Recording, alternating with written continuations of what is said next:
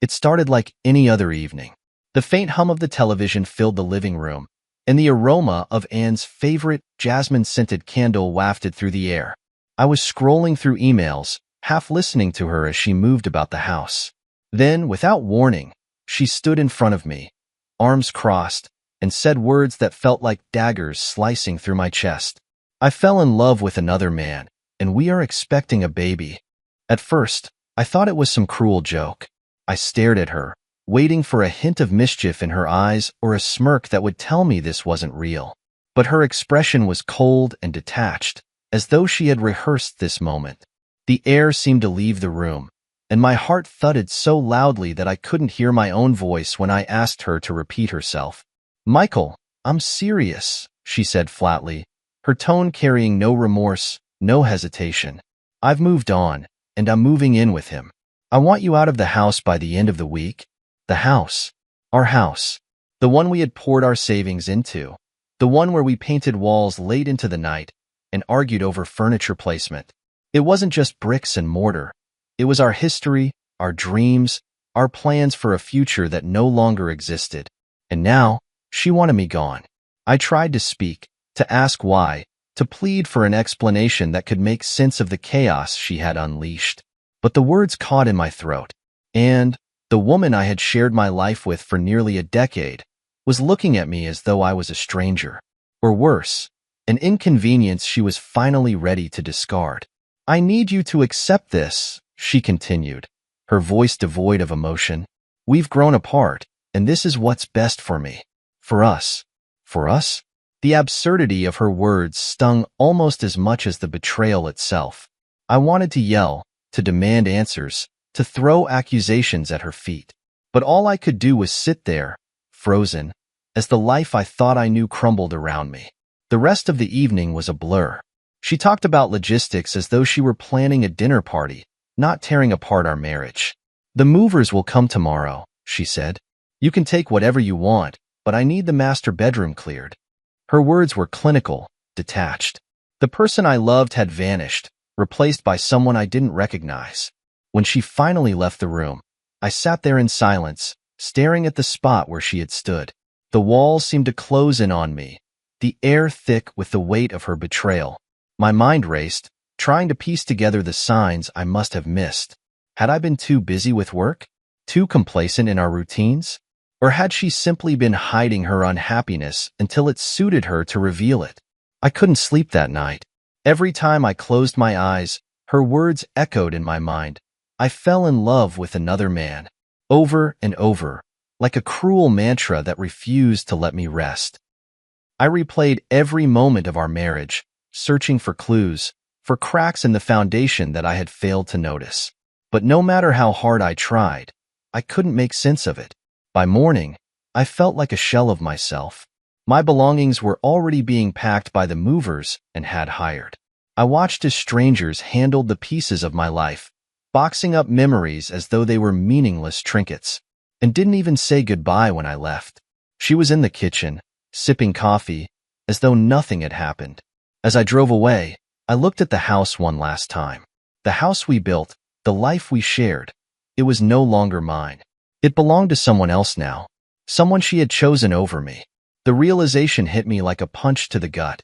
I had been replaced, and for the first time in my life, I felt completely, utterly alone. Leaving the house felt like stepping into an alternate reality. The once familiar streets blurred as I drove aimlessly, not knowing where to go or what to do next. My car became a cocoon of silence, save for the faint hum of the engine and my ragged breaths as I tried to process the wreckage of my life. Anne's words echoed in my mind. I fell in love with another man. The betrayal was like a wound that refused to stop bleeding. The house we built together, the memories we shared, it was all gone. She had erased me from her life as easily as wiping a chalkboard clean, replacing me with someone else. My hands gripped the steering wheel tightly, knuckles white, as anger and despair churned inside me. Every mile I drove felt like running further from the life I once knew and deeper into uncertainty. Eventually, I found myself pulling into a motel parking lot, the neon sign flickering in the darkness. The room was nothing special. A single bed, a desk, and a buzzing fluorescent light that cast a cold glow over the space. I dropped my bags on the floor and collapsed onto the bed, staring at the ceiling. The emptiness of the room mirrored the void inside me. Sleep didn't come easily. Every time I closed my eyes, memories of and invaded my thoughts. The way she used to laugh at my terrible jokes, the quiet mornings we spent sipping coffee on the patio, the promises we made on our wedding day. How had it come to this? Had I been blind to her unhappiness, or had she simply hidden it too well? The questions circled endlessly, each one more painful than the last. The days that followed were a blur of monotony. I rented a small apartment on the edge of town, a far cry from the home I had left behind. The walls were bare, the furniture sparse, but it was mine, even if it didn't feel like home. I threw myself into work, arriving early and staying late, desperate to distract myself from the emptiness that awaited me at the end of the day. But even work couldn't fully shield me from the gnawing ache in my chest. Nights were the hardest. The silence of the apartment was deafening, a constant reminder of what I had lost. I would sit by the window, staring out at the city lights, wondering if Anne was thinking about me. Was she happy with him? Did she ever feel even a shred of guilt for what she had done? The thought of her building a life with someone else, raising their child in the house we had shared, was almost too much to bear. Friends and family reached out, offering their support, but I couldn't bring myself to answer their calls. I didn't want their pity, didn't want to rehash the details of my failed marriage. I convinced myself I was fine, even as the weight of loneliness pressed down on me. The truth was, I didn't know how to move forward. The life I had spent years building was gone, and I was left standing in the rubble, unsure of how to start again. One evening, as I sat alone in the apartment, I picked up a picture of Anne and me from our honeymoon. We were smiling, carefree, so full of hope for the future. I stared at it for a long time before finally placing it face down on the table. That wasn't my reality anymore. She had made her choice, and now I had to figure out how to live with it. But where did I go from here? How do you rebuild when the foundation of your life has been ripped away? These questions haunted me, their answers just out of reach. All I knew was that I couldn't stay in this limbo forever. If Anne could walk away so easily, maybe it was time for me to do the same. Not just from her, but from the pain and anger that had taken root inside me. For now, though, all I could do was take it one day at a time. One step forward, no matter how small, was still progress.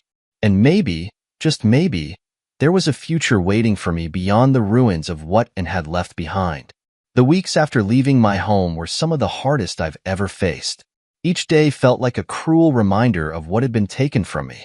I'd wake up in the unfamiliar confines of my small apartment, the sterile white walls glaring back at me, mocking the warmth I'd once known, and had moved on, and I was left with the rubble of our life together, trying to figure out how to build something from it. Work became my lifeline, a haven where I could lose myself in numbers and deadlines. As a project manager, I was used to handling chaos, juggling multiple moving parts to create a cohesive whole.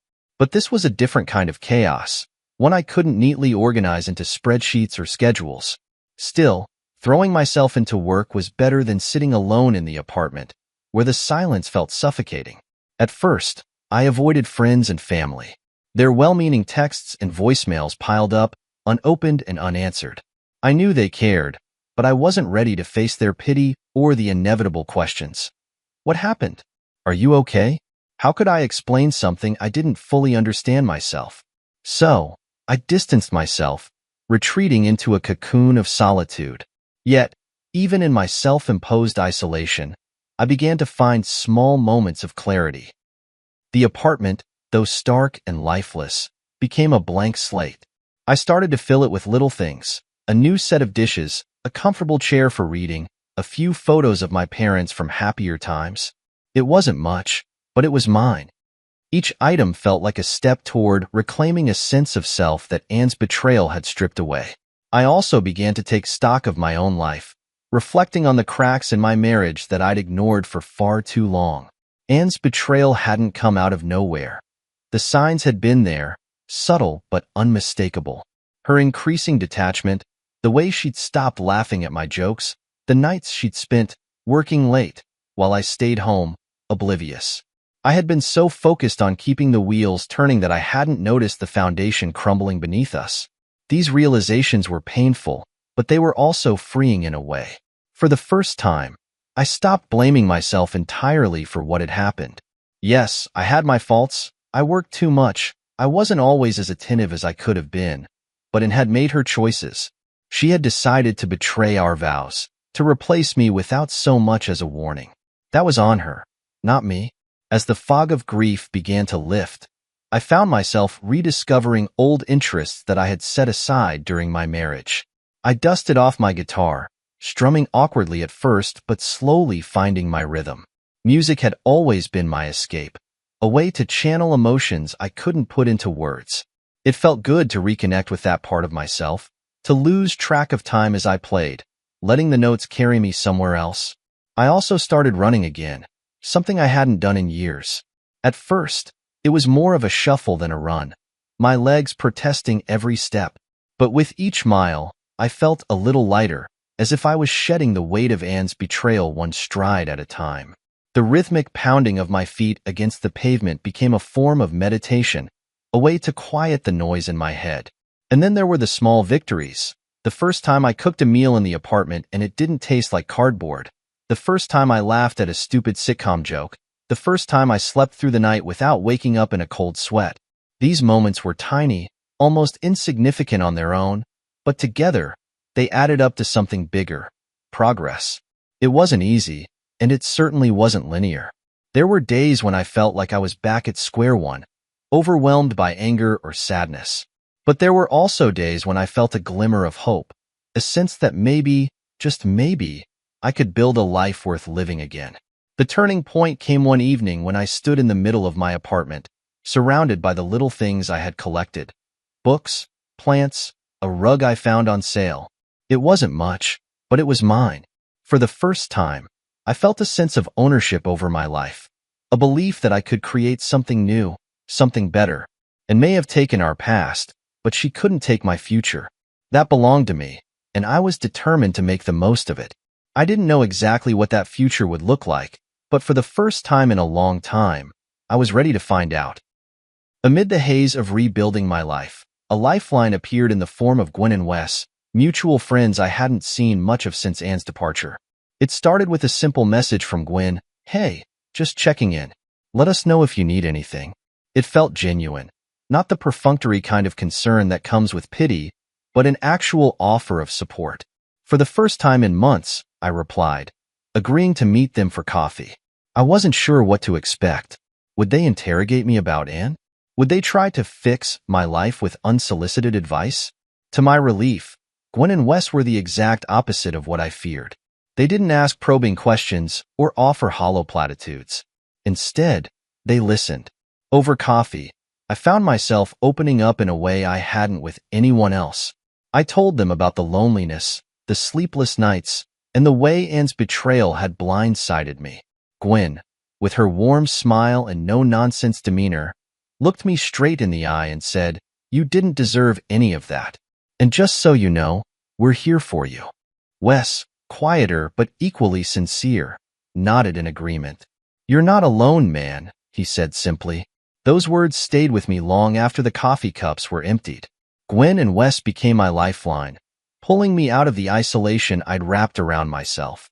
They invited me over for dinners, introduced me to their other friends, and encouraged me to join them for weekend hikes. At first, I felt like an outsider, awkwardly navigating their world of easy laughter and camaraderie. But slowly, I began to feel like I belonged. Their kindness was a reminder that there were still good people in my life, people who genuinely cared about me. It wasn't just their support that helped me heal. It was their perspective. Gwen, ever the pragmatist, had a way of reframing my pain in a way that made it seem less insurmountable. "What Anne did says more about her than it does about you," she said one evening, as we sat on their porch, watching the sun dip below the horizon. "You're not defined by her choices." Wes, on the other hand, had a quieter strength. He didn't offer advice or try to fix things. He simply showed up. Whether it was helping me move a new couch into my apartment or sharing a beer while we watched a game, his presence reminded me that I didn't have to go through this alone. Sometimes, Just having someone there made all the difference. As the weeks turned into months, Gwen and Wes pushed me gently out of my comfort zone. They convinced me to join a local trivia night, even though I initially balked at the idea of socializing with strangers. To my surprise, I found myself laughing for the first time in what felt like forever, cracking jokes and trading high fives with teammates.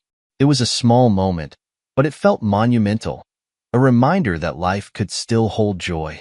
One weekend, they dragged me along on a group hiking trip to a nearby state park. I hadn't been on a hike since college, and I was woefully unprepared for the steep trails and rocky terrain. But as we reached the summit, panting and sweat-soaked, the view took my breath away. The sprawling landscape below, bathed in golden light, felt like a metaphor for the journey I was on. Challenging, exhausting, but ultimately worth it. It was during one of those hikes that Gwen said something that stuck with me. As we rested at the top of a ridge, she turned to me and said, "You're allowed to be happy again, you know? It doesn't mean forgetting what happened or pretending it didn't hurt. But you deserve happiness, Michael. Don't let him take that from you." Her words were a turning point. Until then, I hadn't realized how much I had been holding myself back, clinging to the pain as if letting go would somehow invalidate it. But Gwen was right. I deserved to move forward, to find happiness on my own terms. It wasn't just Gwen and Wes who helped me see that. Through them, I met other people who became unexpected sources of inspiration. There was Alex, a fellow divorcee who had turned his heartbreak into a successful art career, and Mia, a single mom who balanced 2 jobs while pursuing a degree. Their resilience reminded me that life doesn't end when someone betrays you. It just shifts, forcing you to adapt and grow. By the time spring rolled around, I felt like a different person. I was still healing, still figuring out what my life would look like moving forward, but I no longer felt like I was drowning. I had people in my corner, a community that reminded me of my worth, and a growing belief that maybe, just maybe, the best was yet to come. Looking back, I realized that Gwen and Wes had given me more than friendship. They had given me hope. And for that, I would always be grateful. The support from Gwen and Wes gave me the strength to step into a new phase of my life. But healing wasn't a straight path. It rarely is. In the quiet moments, doubt still crept in, and I often found myself replaying conversations with Anne, wondering if there was something I could have done differently. Yet, every time I started to sink back into that spiral, I reminded myself of Gwen's words, "You're allowed to be happy again." It was during one of those rare moments of calm that something unexpected happened. A small, everyday moment that, without fanfare, changed everything. It started with coffee, or rather, a spilled cup of it. I had stopped at a local cafe to escape my apartment for a bit. The sun streamed through the large windows, and the aroma of roasted beans filled the air. I was sitting at a corner table, scrolling through emails and sipping my usual black coffee, when someone stumbled beside me, and a loud gasp followed. "I am so sorry," a voice said. I looked up to see a woman standing there, wide-eyed, holding an empty cup. A dark brown stain was quickly spreading across the sleeve of my shirt. She looked horrified. "I didn't mean to." I tripped on the chair leg. "It was an accident, I swear." I glanced down at the coffee-stained fabric, then back at her. She was flustered, her cheeks pink with embarrassment, but there was a sincerity in her eyes that made me chuckle despite the mess. "It's fine," I said, grabbing a napkin. This shirt needed a refresh anyway. Her lips parted in surprise, then curved into a smile. "I don't know if you're being kind or sarcastic, but either way, let me buy you another coffee." "I'll take kind," I replied. "And I wouldn't say no to another cup." She introduced herself as Sarah as she handed me the fresh coffee. We ended up sitting at the same table, chatting as if we were old friends rather than strangers brought together by an awkward spill. She had an easygoing nature, the kind of energy that made the world feel a little lighter. She told me she was an elementary school teacher who spent her free time volunteering at a local animal shelter. There was something refreshing about her, a warmth and authenticity that I hadn't realized I missed. Our conversation stretched well beyond what I expected. We talked about books, movies, and even the quirks of our hometown. Sarah had a sharp wit that caught me off guard in the best way. She made me laugh, a deep, Genuine laugh. I hadn't heard from myself in a long time. When we parted ways, she scribbled her number on the edge of a napkin and handed it to me. In case you want to grab another coffee, this time spill-free, she said with a grin. I walked home with that napkin in my pocket, a small smile playing on my lips. For the first time since and had left, I felt a spark of something I couldn't quite name. It wasn't love, not yet, but it was hope, and that was enough for now. Over the following weeks, Sarah and I kept in touch. Our coffee meetings turned into casual dinners, then long walks through the park. I was cautious at first, hesitant to trust after what I'd been through, but Sarah never pushed. She let things unfold naturally, meeting me where I was. She was patient, kind, and above all, honest. There were moments of vulnerability, too. Moments when I opened up about my past, about Anne's betrayal and the pain it left behind. Sarah listened without judgment, her eyes full of understanding. She didn't try to fix me or offer cliches about time healing all wounds. Instead, she simply said, "You've been through hell, but you're still here. That says a lot about you."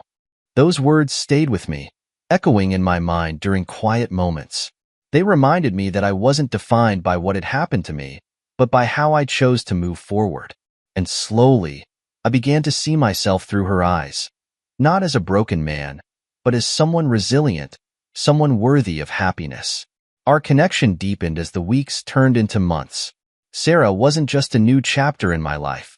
She was a reminder that life could be rewritten entirely. With her, I found myself smiling more, laughing harder, and dreaming of a future that, for the first time in a long time, felt bright. And though I didn't realize it then, meeting Sarah was the moment my life truly began to turn around. The past no longer felt like a chain holding me back. It felt like a stepping stone to something better, and I was ready to take the next step. As my bond with Sarah deepened, I found myself stepping further out of the shadows of my past. Life began to feel brighter, more hopeful, and yet, the specter of Anne's betrayal still lingered in the corners of my mind. It wasn't that I wanted her back, far from it, but the hurt, the humiliation of being cast aside so coldly, was a wound that hadn't yet fully healed. I heard snippets about Anne's life through mutual acquaintances. She and her lover had settled into the house we once shared, their relationship seemingly flourishing. They welcomed their child, a baby boy, into the world, and the news stirred a mix of emotions within me. Resentment, sadness, and even a twinge of jealousy. All were wrapped up in the knowledge that Anne had moved on so completely. But with Sarah by my side, I was learning to let those feelings go, bit by bit. 2 years passed in what felt like a blink.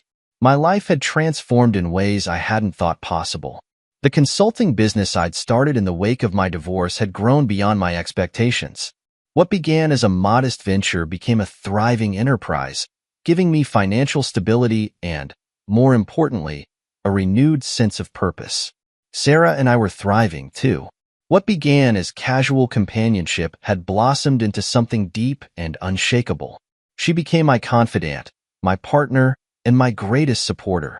For the first time in years, I felt like I had someone in my corner, someone who believed in me not because of what I could provide, but because of who I was. Then, as life often does, fate threw me an unexpected curveball. It was a sunny Saturday afternoon, and Sarah and I had decided to grab lunch at a mall cafe after running some errands. We were laughing about something trivial, one of those inside jokes that only couples understand, when I felt a strange pull, a sense of someone watching me. I turned, and there she was. And our eyes met across the bustling mall, and for a moment, the world seemed to slow. She froze mid-step, her expression shifting from shock to something I couldn't quite place. Recognition? Regret? Perhaps both. I hadn't seen her in 2 years, and in that time, she had changed. There were lines on her face that hadn't been there before, a weariness in her posture that spoke of struggles I couldn't begin to guess. "Michael," she said, her voice tentative, almost hesitant, as she approached us. Sarah looked at me, sensing the sudden tension but saying nothing. Her presence was a quiet reassurance, grounding me in the here and now. "And," I replied, my tone polite but detached. I wasn't the broken man she had left behind, and I had no intention of pretending otherwise. For a moment and just stared, as though trying to reconcile the image of me now with the version of me she had last seen. I was dressed sharply, exuding confidence, a stark contrast to the disheveled, heartbroken man she had discarded. Sarah stood beside me, her hand lightly resting on my arm, a silent but unmistakable symbol of the life I had rebuilt. "You look good," and said, her voice faltering. She glanced at Sarah, then back at me. "I didn't expect to see you here." I smiled faintly, though it didn't reach my eyes. Life's full of surprises. There was an awkward pause, during which Anne seemed to grapple with what to say next. "How have you been?" she finally asked, her tone strained. I considered my response carefully, not wanting to come across as bitter or vindictive. "I've been well, busy with work, happy." The last word was deliberate, a quiet declaration of the peace I had found in her absence, and looked down, fiddling with the strap of her purse. "That's good. I'm glad you're doing well." It wasn't lost on me that she seemed nervous, unsure of herself in a way I had never seen before. The woman who had once dismissed me as predictable and boring now seemed almost humbled. "I should let you two get back to your day," she said, her voice soft. She hesitated, as though wanting to say more, but ultimately turned and walked away. As I watched her retreating figure, I felt an overwhelming sense of closure. Seeing Anne like that, unsure, almost diminished, brought a clarity I hadn't realized I needed. She had made her choices, and I had made mine. The pain of the past no longer had a hold on me. Sarah squeezed my arm gently, pulling me out of my thoughts. "You okay?" she asked, her eyes searching mine. I smiled at her, a genuine, unburdened smile. Better than okay. In that moment, I knew I was truly free. Free from the hurt, the resentment, and the lingering what-ifs. And was a chapter in my life that had closed, and Sarah was my new beginning. As we walked hand in hand through the mall, I felt lighter than I had in years, ready to embrace the future with open arms. That encounter with Anne at the mall stayed with me, but not in the way I might have expected. There was no lingering anger, no resurgence of old wounds, only a quiet sense of vindication and finality. And had expected to find me broken, struggling, perhaps even bitter. Instead, she saw a man thriving, a man she no longer knew, and that, I realized, was the real victory. Sarah, ever intuitive, waited until we were back home before bringing it up. "Do you want to talk about it?" she asked gently as we settled on the couch. Her concern wasn't laced with jealousy or insecurity, just genuine care. "There's not much to say," I replied after a pause. Seeing her today, it felt like the last piece of the puzzle fell into place. "I don't feel tied to that chapter of my life anymore." Sarah smiled, her eyes warm. "That's a good thing. You deserve to move forward." And move forward, I did. My consulting business continued to flourish, exceeding every goal I had once timidly set for myself. Each success felt like a triumph, not just in the professional realm but in reclaiming my sense of self-worth. The shy, hesitant man who had doubted his abilities during his marriage to and was gone, replaced by someone who finally understood his value. Sarah became an integral part of my life, not just as a partner but as a collaborator and confidant. Her insights, often sharp and practical, proved invaluable in shaping my business strategies.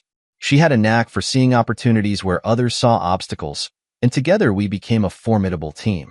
Our relationship deepened in ways that felt effortless yet profound. With Sarah, there were no mind games, no manipulation, no constant striving to prove my worth. Instead, there was laughter, trust, and a shared vision for the future. She showed me what love could be when it was built on mutual respect and genuine connection.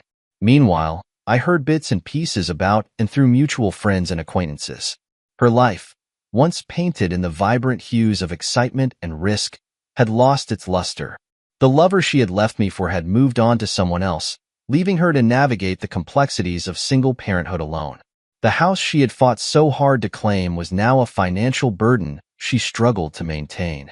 I didn't revel in her misfortune, but I couldn't deny the quiet satisfaction of knowing that her choices had led her there. She had gambled on a dream of a better life and lost. It wasn't revenge, It was simply the natural order of consequences. One evening, as Sarah and I were cooking dinner together, my phone buzzed with a message. It was from Anne. The text was short, almost hesitant. "Can we talk?" I stared at the screen for a long moment before showing it to Sarah. "What do you think?" I asked. She shrugged, her expression unreadable. "It depends on what you want. But remember, you don't owe her anything." Sarah was right. I didn't owe an closure or an explanation. Still, curiosity got the better of me. I replied with a simple "What's on your mind?" and left it at that. Anne's response came quickly. "I just wanted to say I'm sorry. For everything." The words surprised me, but they didn't evoke the emotion I thought they might. I felt no rush of validation, no anger, no deep satisfaction. Just nothing. I typed back, "Thank you for saying that. I wish you all the best." And with that, the door to that part of my life closed for good. Sarah and I eventually got married in a small, intimate ceremony surrounded by close friends and family. It wasn't an extravagant affair, but it was perfect for us, authentic and filled with love. Mason, the son I once thought I'd have with Anne, was replaced in my heart by dreams of a family Sarah and I might one day create together. As I stood beside Sarah, watching her laugh with our friends at the reception, I felt an overwhelming sense of gratitude. Life had tested me in ways I couldn't have anticipated, but those trials had led me here, to this moment, with this woman who had become my anchor and my joy, and had once told me I was predictable and boring, that I lacked ambition or excitement. Perhaps she was right about who I had been, but she couldn't have been more wrong about who I would become. Looking back, I realized that Anne's betrayal, as painful as it had been, was the catalyst I needed to discover my strength and redefine my worth. And standing there, hand in hand with Sarah, I knew that the best chapters of my life were still ahead of me.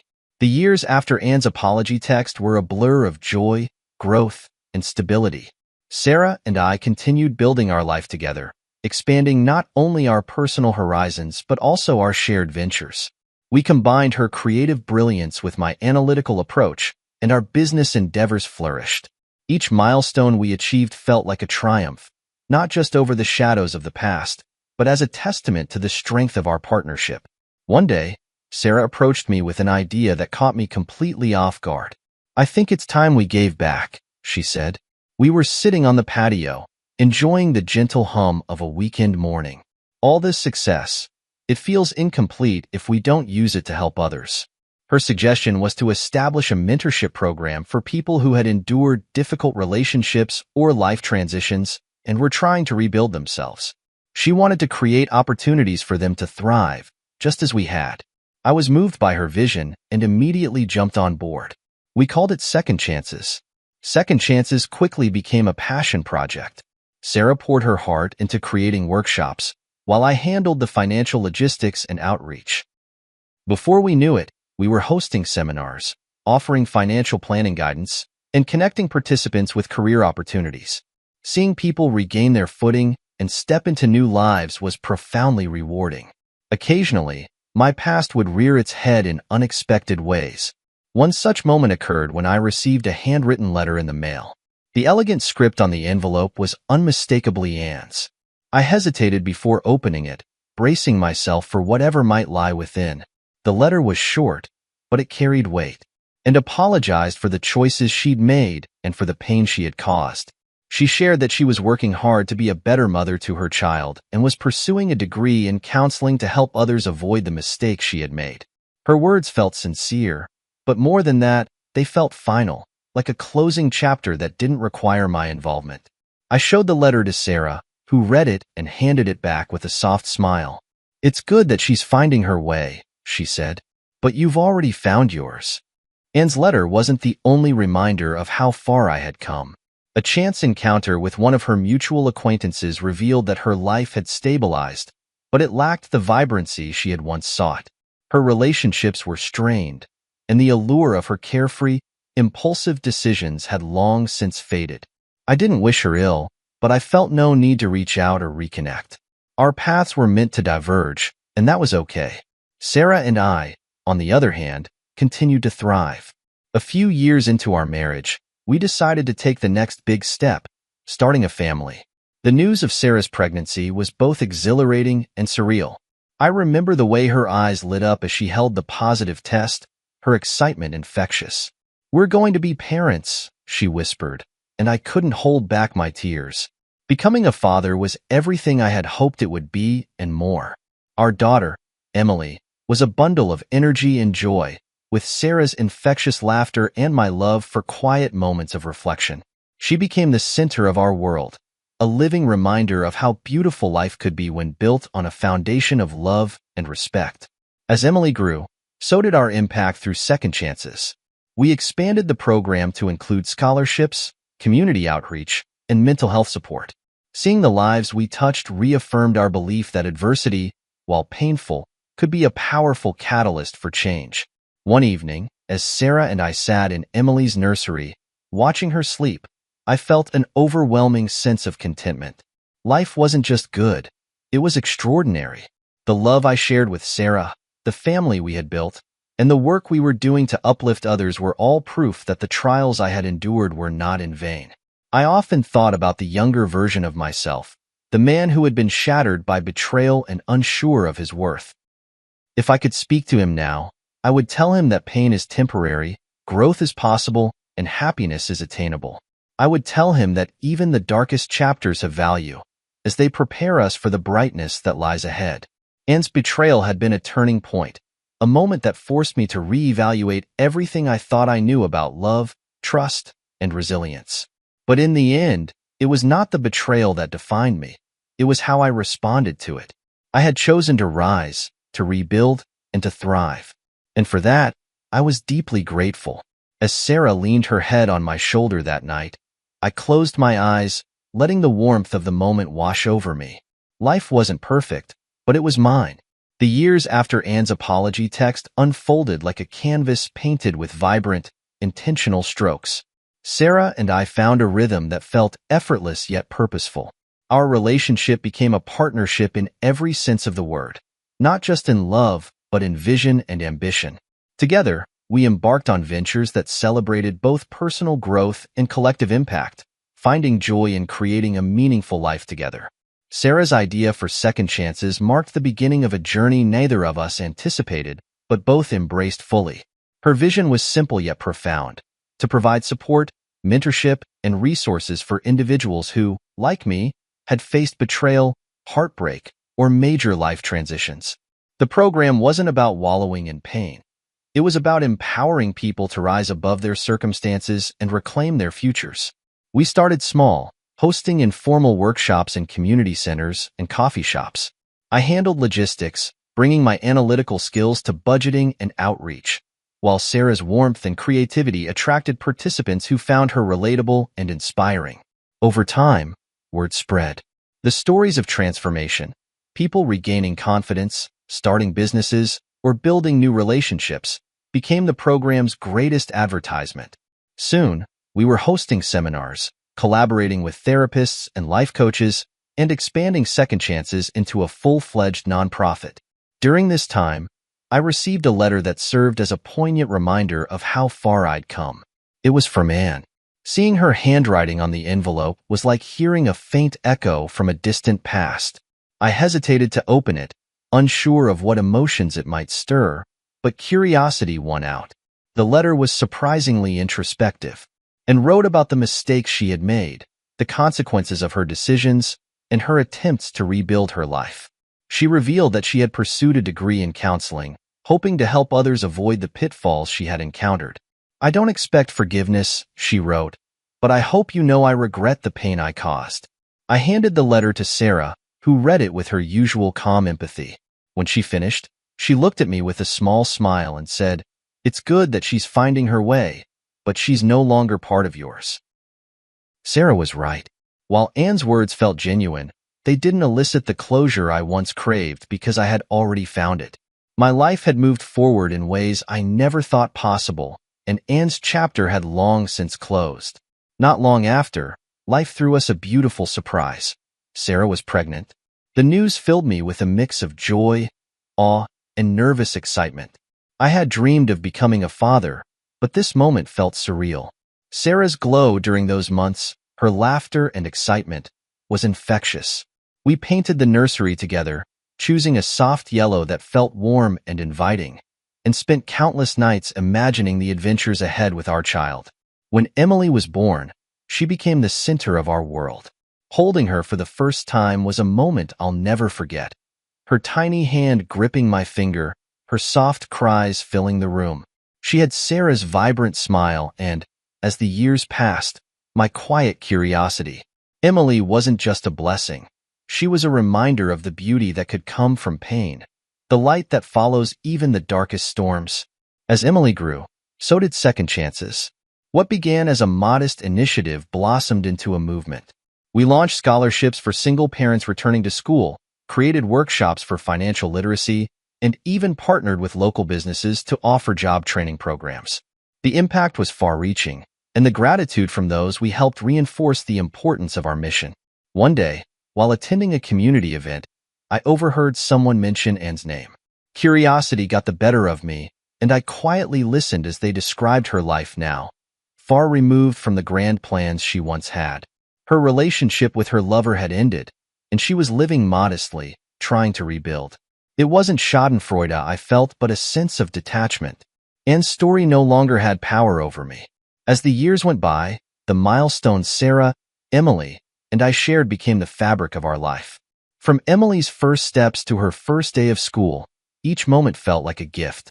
Sarah and I often talked about how our pasts had shaped us, not with bitterness but with gratitude for the lessons learned. The pain I endured had forged resilience. Sarah's unwavering support had taught me the value of unconditional love. One evening, as we sat on our porch watching the sunset, Emily playing with her toys nearby, I felt an overwhelming sense of contentment. "Do you ever think about what might have been?" Sarah asked softly, her gaze on the horizon. "Sometimes," I admitted, "but only to remind myself how far I've come. I wouldn't change a thing." Sarah reached for my hand, her touch grounding me. "Me neither," she said with a smile.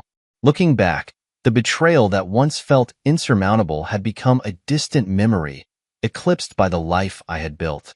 Anne's choices no longer mattered. What mattered was the love and purpose I had found with Sarah and Emily. The past was just a stepping stone to the incredible present I now called home. I'd never been nervous meeting someone's parents until I met Islas. The walk from the valley to the entrance of Castellan felt like crossing a tightrope. Floor-to-ceiling windows framed the city lights beyond, their steady glow doing nothing to calm the storm in my chest. My suit jacket fit well. My tie was straight. I practiced my smile in the reflection of the glass door, willing warmth into my voice. Isla offered her hand and whispered, "You've got this." Her confidence should have steadied me, but as her father's car eased away, I realized it was her world I was about to enter, and I didn't even know the beginning of the rules. They led me to a private dining room reserved for high-stakes meetings and corporate negotiations. The mahogany table gleamed under soft pendant lights, glassware aligned like a row of sentinels. A waiter in a crisp tuxedo poured champagne into flutes that caught the light and refracted a promise of celebration, a promise I was already doubting. Across from me, Isla's parents sat as though sculpted from marble and silk. Roland Mercer's tailored suit fit like armor, his gaze measured, unflinching. Marianne, seated beside him, offered me a polite smile that didn't reach her tired eyes. I swallowed. My ring felt heavy in its box under my jacket pocket. We exchanged pleasantries, school, work, memories of how Isla and I met. Every answer felt rehearsed. I talked about my consulting firm's latest project, trying to sound successful enough but not threatening. Roland nodded once, curtly. He asked about my family, where they lived, what they did. I spoke about my parents' small business, how my sister taught kindergarten. I smiled as I spoke, recalling happy memories. But with every word, I sensed his amusement grow, like a wave gathering strength behind my back, ready to crash. The first course arrived, scallops nestled on a smear of cauliflower puree, delicate and white. I took one bite and forced another smile. The conversation shifted to future plans, children, house, traditions. I imagined talking about my dream home, a modest house I'd renovate for Isla. Instead, I feigned agreement and nibbled at artisan bread. The waiter topped up my glass. The champagne's sweetness turned sour on my tongue. Then came the joke. Roland leaned back, steepling his fingers. "So, Julian," he said, voice low and mocking, What do you plan to do when the bank account runs dry? Or is that when you plan to bounce? His words landed like stones, each syllable resonating across the table. He spoke as though he knew me better than I knew myself. My chest tightened. I glanced at Isla. She laughed. Not politely. Not that nervous chuckle I might have forgiven. It was a full-throated laugh that wrapped around his words and made them stick in my throat. Her eyes sparkled with amusement, as though I'd done something worthy of ridicule, as though I'd earned my place as the butt of a joke. My ring finger tingled. I could almost feel the weight of expectation shifting from my hand to the table. I took a breath, looked at the ring on her hand, and felt my reflection shatter. Time slowed.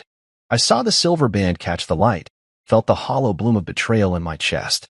My mind raced through every moment of our engagement, the night I surprised her on the rooftop with fairy lights, the way she pressed her cheek to mine as the skyline kissed the horizon, the promise we whispered to each other under stars. All those moments multiplied in that second, collapsing into a single, undeniable truth. This life wasn't ours. It belonged to a family that would never see me as more than an accessory. I stood up. The room hushed. The waiters froze. My chair scraped the floor, and I felt every eye turn to me. I didn't know what I would say, but the ring left my finger before words formed. I placed it beside her wine glass, its crimson liquid rippling, as though startled by my movement. I felt the cool metal slide across the table's surface and come to rest, a fragile emblem of everything undone. I looked at Isla one last time. Her smile faltered, confusion flickering across her features. There was fear there, maybe pity. I wondered if she realized in that moment how deep the cut went. But she didn't move to stop me. She didn't reach out. She only watched as I turned away. I walked out. No scene, no shouting. Just the soft click of my shoes on the marble floor, each step sounding a finale to a dream I'd once believed in. The door closed behind me, sealing the laughter and the luxury and the lie. Outside, the cool night air wrapped me like a cloak, bracing me for a silence I'd never known could feel so loud. Standing under the street lamp, I closed my eyes and let the city hum around me. The future lay ahead, unwritten, uncertain. But for the first time in a long time, I felt something stronger than fear, relief. The joke had ended everything I thought I wanted. Now, I could discover what I truly needed. I didn't go back to our condo that night. Instead, I checked into the Grand Meridian Hotel under a false name, carrying only a duffel bag and the hollow weight of betrayal. The lobby clock read midnight when I handed over my credit card, the clerk's practiced smile failing to reach his eyes as he asked for an ID I didn't have.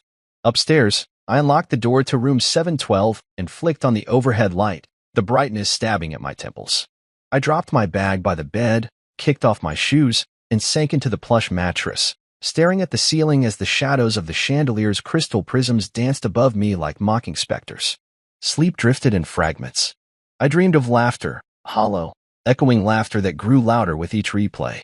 I saw Isla's face twisting into amusement at my expense, her eyes bright with derision. I felt my chest tighten as I tried to speak, but the joke was always on me, my voice swallowed by a tide of champagne and contempt. I woke gasping, cold sweat plastering my hair to my forehead.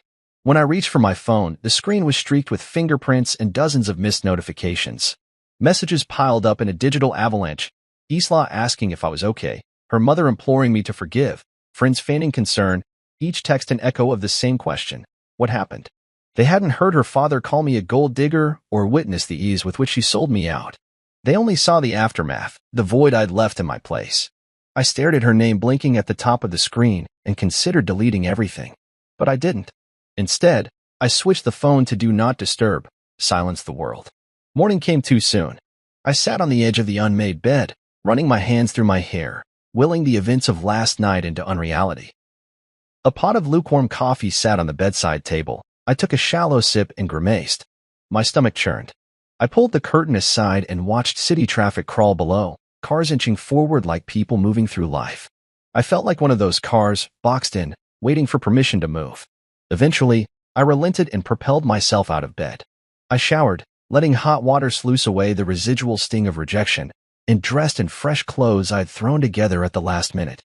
I paused before leaving, staring at my reflection in the mirror. My eyes were bloodshot, my cheeks hollow. I looked like a man who'd lost more than a relationship. I looked like someone who had lost himself. The elevator ride down was silent except for the soft hum of machinery. On the street, I hailed a cab without looking back. I gave the driver the address of my favorite coffee shop, a no-frills place that felt like home. When I sat down at a window table, I ordered a double espresso and an everything bagel. The barista set my cup in front of me with a sympathetic smile. I nodded in gratitude, fingers tracing patterns on the ceramic before lifting it to my lips. The bitterness grounded me. My phone buzzed. I glanced at the screen. Theo, my best friend since college, the one person who'd seen me at my highest and my lowest without flinching. I let the call go to voicemail. A minute later, my phone buzzed again. A text from Martina Elwell, the CEO I'd been consulting for. Are we still on for this afternoon? No mention of anything else. That familiarity offered a bittersweet comfort. Work was the one place where I still had control. I glanced at my reflection in the window as I sipped my coffee, watching life pulse by on the sidewalk. A mother steadied her toddler, a businessman argued into his phone, a street musician coaxed mournful notes from a saxophone. The world continued as though nothing had happened, indifferent to the rupture in my life. I wished I could slip into that anonymity, become another face in the crowd, forget who I was supposed to be. But I couldn't, because I knew something that these strangers didn't. Their laughter didn't matter. Their judgments, their opinions, they held no power over me unless I gave it away. And in that moment, as the steam curled from my cup and the city roared outside, I decided I wouldn't. I retrieved my phone, scrolling through the voicemails and messages. Theo's frantic voice poured through the speaker. Julian, man, where are you? I've been calling you all night. Isla texted me, said you left. Look, if I was you, I'd call her back. I mean, she's your fiancée. His tone was tentative, afraid to push too hard.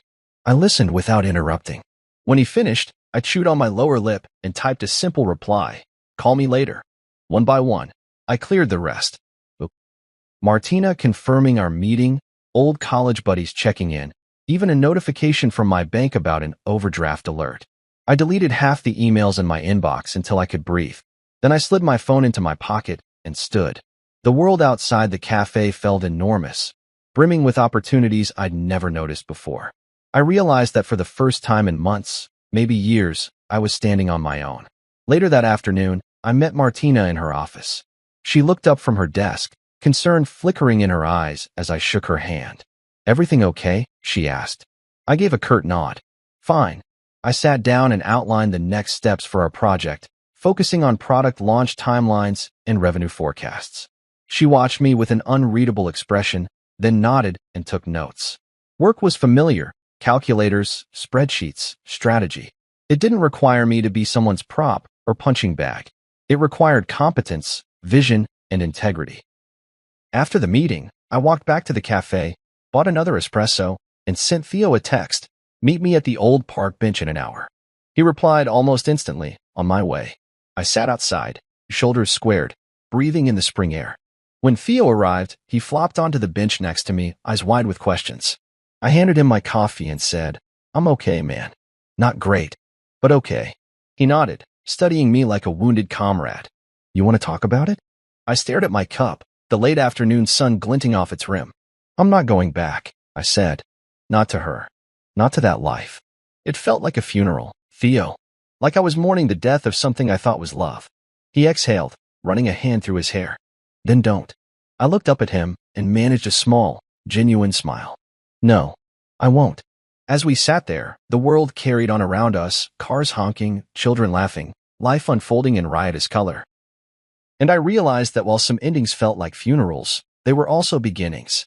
The echo after the door closed wasn't a dirge, it was an invitation. An invitation to step into a story of my own making. I took a sip of coffee, let its warmth spread through me, and stood, ready to answer the call. The morning sun filtered through the blinds in soft, forgiving slats, but I felt no warmth. Coffee sat cooling on the kitchen counter, its steam dissipating like my last hopes of reconciliation. I'd barely touched it when I heard a soft knock at the door, 3 deliberate taps that echoed too familiarly. My heart lurched, and I stood frozen, the mug clutched in my hand. Isla. After everything, she was here. I set the cup down with more force than intended and moved toward the door, each step heavy as if I were wading through water. Through the peephole, I saw her standing on the stoop, eyes rimmed red, hair slightly mussed around her face. She held a crumpled bouquet of daisies. Her favorite, wrapped in tissue paper.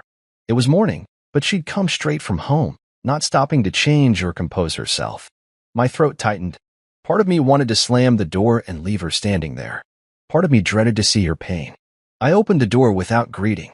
The hallway light spilled between us. She looked past me as though seeing something I could not, some memory I buried beneath anger. The daisies trembled in her hand. Her lips quivered. "Julian," she began. Her voice wavered like a song missing its chorus, familiar, but unsteady. "I'm so sorry." I leaned against the doorframe, arms crossed, studying her. Her apology had the ring of rehearsed remorse. I'd heard it before during arguments that ended with a phone call and a promise to change. But this was different. I wasn't the same man who cared enough to listen. "Sorry isn't going to fix what happened," I said, voice low. Tears slipped down her cheeks, but she lifted her chin. "Last night. I shouldn't have laughed. You're right. My father's words were cruel. You don't deserve that. I was scared of him, scared of what he'd say if I defended you." I froze. Her confession hung between us. I placed a hand over my heart, feeling its rapid thump. "You froze," I repeated. "You froze and chose silence. Silence that stung louder than any insult." She nodded, shoulders trembling. "I know. I wish I could take it back. I tried the second you walked out. I cried to my mom. I begged her to find you and tell you how much I love you." Her voice cracked, and she swallowed hard. But she wouldn't help. I shifted, the wood of the doorframe digging into my back. "Your mother," I echoed. "She sided with him?" Isla bit her lip. She said he was too proud to admit fault, that I needed to find the right moment, that it would pass. Her hand tightened around the daisies, petals crumpling. I waited. I thought if I waited long enough, you'd come back. If I could fix it myself, without pushing him too hard. Without pushing him, I finished, astonished at the logic. "You mean without risking his approval?" Her eyes burned with regret. "I never thought he'd hurt you like that. I believed I could contain him." I closed my eyes. I remembered her gentle laughter on other occasions, moments when she bent to kiss my forehead, when she traced the outlines of my dreams on napkins at pizza joints. I remembered believing in her, in us. But now I felt that world crack into splinters. Is that all I was?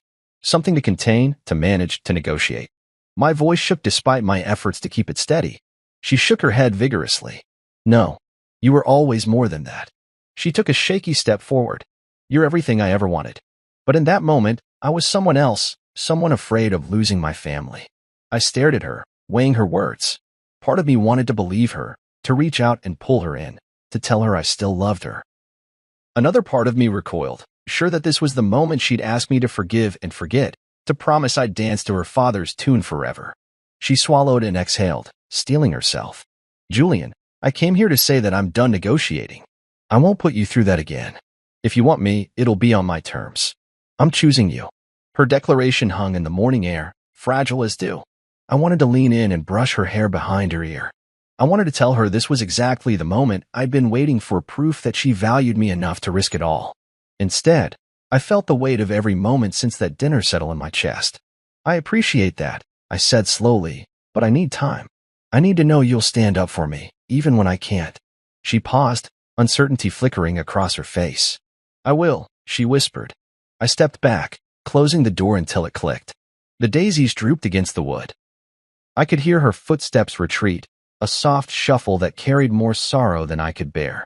I rested my hand on the door for a moment, listening to her voice trail off down the hall like an echo I couldn't catch.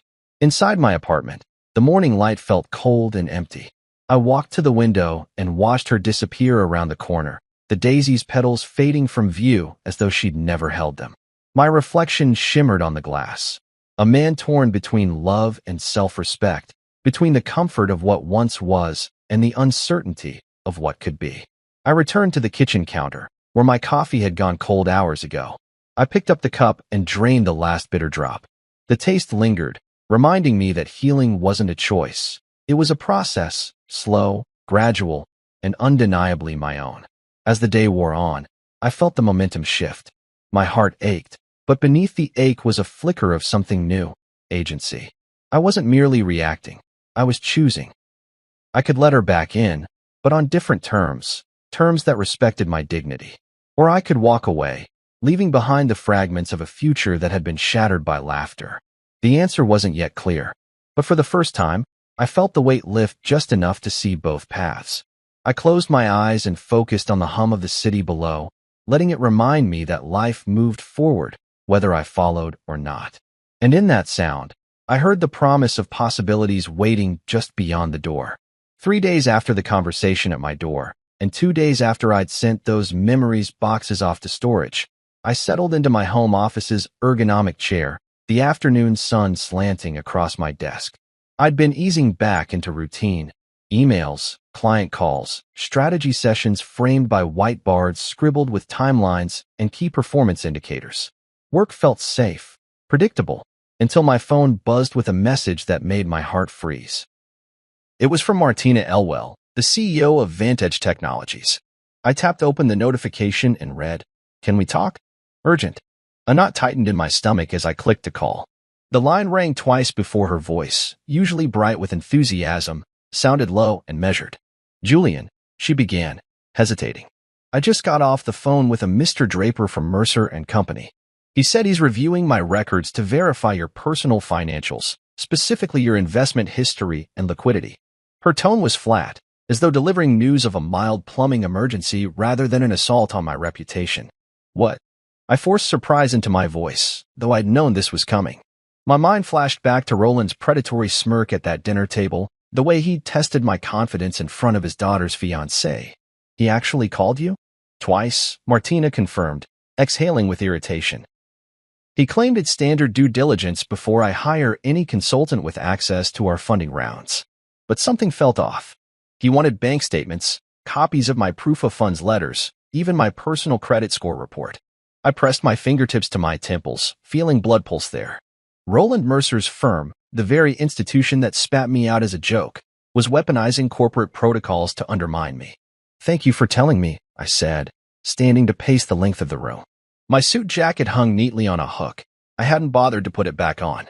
I ran a hand through my hair and tried to steady my voice. "I agree," she replied, her quiet confidence a bomb. "But I need you to walk me through this. Help me articulate to my board why these checks are unnecessary and why I trust you." I swallowed the urge to unload my frustration, to rail against Roland's duplicity. Instead, I nodded to myself, imagining she could see the gesture through the phone. "I'll send you a succinct statement outlining my credentials and the reason these inquiries are irrelevant. And I'll forward any relevant documentation preemptively, bank statements, proof of funds, the whole portfolio summary. That should cut off their leverage." "Thank you," Martina said. "I appreciate your help. I'll copy you on any further requests." She hung up, leaving me staring at the blank video call tile on my screen. A slow anger bubbled up, anger at Roland for orchestrating this, at Isla for sending me a token of love while her father moved in the shadows. It wasn't just an attempt to humiliate me socially. Now he aimed to strip away my professional standing. I opened a new document titled Statement of Financial Integrity and began typing. I outlined my consulting fees, bank references, audited financial statements, even a notarized letter from my accountant. I cross-referenced each figure, ensuring every I was dotted and every T crossed. This was more than damage control. It was armor, proof that I belonged in boardrooms, not just at dinner tables. By early evening, I'd sent the package to Martina, along with a brief note. "I'm sorry you had to involve yourself in this, but I appreciate your willingness to stand by me. Let me know if there's anything else you need." Clicking send felt like firing a shot across Mercer and Company's bow. I leaned back in my chair, feeling the tension drain from my shoulders in waves. That night, I didn't call Isla. I felt too exhausted by the fight. Instead, I poured a glass of neat bourbon and settled on the balcony, the city's skyline a patchwork of lights and darkened windows. The air carried a crisp breeze, rustling the leaves of a potted ficus I hadn't remembered to water recently. I sipped and stared out, tasting oak and smoke, thinking of the silence between us, the silence that cut deeper than her father's insults. The next morning, a letter arrived at my front door. The heavy envelope bore Isla's handwriting, elegant and precise. I paused before opening it, sensing a trap. When I finally broke the seal, inside were 5 photographs from our trip to Tuscany, vineyards at sunset, a bronze statue in a hilltop piazza, 2 smiling faces clinking glasses of Chianti. Beneath the photos was a sheet of stationery in her handwriting, a long paragraph apologizing, pleading, promising that We can still make it work if you'll only meet me halfway. She wrote about our shared dreams. A house by the lake, Sunday morning breakfasts, one day, maybe children of our own. I held the letter at arm's length and felt something odd. No fluttering of affection, no pang of regret. Just a flat, cold certainty that I was reading an echo of the past, not an invitation to the future. I traced the edge of one photo. Us under a cypress tree, golden light haloing our heads. The memory warmed my chest for a moment before dissolving like the sugar rim of that gelato I'd dribbled down my wrist. I laid the photos on the dining table and watched them lie there, beautiful, static fragments of a story I'd closed. I realized that while Roland had attacked my finances, Isla's silence during that battle had been the deeper betrayal. She had known he might attempt something. She had known how harmful it could be, and yet she had done nothing until her own comfort beckoned her back. Her words in the letter rang hollow compared to the weight of her father's actions. I gathered the photographs and stationery into an envelope and wrote a single line on the front, returned, no longer applicable. I didn't stamp it. I left it on my desk, a quiet monument to a chapter one refused to continue. That afternoon, I called Martina. Julian, she greeted me, concern laced with gratitude. They've received your documents and dropped the request. They said it was a clerical error. Good, I said, relief and vindication mingling in my chest. Thank you for standing up to them. She paused. I'm glad I did. But more importantly, I'm glad you did too. As I hung up, I felt a shift, a definitive hinge in the narrative of my life. It wasn't about winning or losing. It was about refusing to be silenced or diminished, whether by a wealthy father's whims or the love that wouldn't defend me. The threat in a suit had been neutralized, but the greater threat, my own willingness to stay, had already been vanquished. I poured another glass of bourbon and raised it to the setting sun, to independence, to self-respect, and to the next chapter, written by my own hand, free from the laughter that once ended everything. The morning I agreed to meet Marianne Mercer, I felt the weight of 1,000 unsaid questions pressing down on me. Her request had come in an email, so brief it felt almost brusque. Can we talk? I have something for you. I stared at her name on the screen longer than I cared to admit, then drafted a polite reply suggesting a downtown cafe at 11. When the time arrived, I walked into Ellington and Company on Maple Avenue, not the upscale venue where I'd once hoped to celebrate my engagement, but a modest bistro whose linen tablecloths and mismatched chairs hinted at genuine warmth. She was already there when I arrived, seated at a corner table beneath a painting of wildflowers. Marianne looked different up close. Her hair, once perfectly coiffed, fell in loose waves around her shoulders. Faint lines framed her eyes, not of age, but of years spent holding in truths she dared not speak. She rose as I approached and offered me a tentative smile, extending a hand I clasped gently. Her touch was cool, her knuckles slender and pale. Thank you for coming, she said, voice softer than I remembered. We sat, and a waiter promptly appeared with menus, but Marianne waved him away. I'm not hungry, she said, turning her gaze to the window. I nodded and waited for her to continue. She took a deep breath, as though bracing herself. I'm sorry for what Roland said, she began, her eyes unfocused. I'm sorry for what Isla did. Her words stumbled against the table's center, vulnerable and raw. I hadn't expected an apology from her, only from that formidable fortress of a man I'd once called my future father-in-law. It wasn't just my father, she said, folding her hands in front of her. It was all of us. We didn't see you. We saw our daughter, our legacy, and whatever we thought you represented. And none of us paused to consider how cruel that was to you. I studied her face, trying to find the Marianne I'd once known, the gentle laugh in her eyes, the way she'd compliment my cooking on our first holiday dinner, the brief warmth in her gaze when she believed I was the right match for her daughter. But beneath those memories lay a cavern of betrayal, silences, dismissals, and one devastating evening. I inhaled slowly. Thank you, I said. It was the only answer I could muster without shattering. Marianne reached into her handbag and withdrew a small, velvet-lined box. My heart picked up pace as she placed it between us. I hesitated before opening it, as though part of me feared another trap. But inside lay a silver ring set with a dark sapphire, its stone gleaming like a secret under the cafe's soft lights. This was mine before I married into this family, she said, her fingers brushing the box's edge. Your grandmother gave it to me on my 21st birthday. I wore it for years as a reminder of who I was before becoming Roland Mercer's wife. I lifted the ring, admiring its simple elegance, the smooth band, the deep blue stone that caught the light in shifting ripples.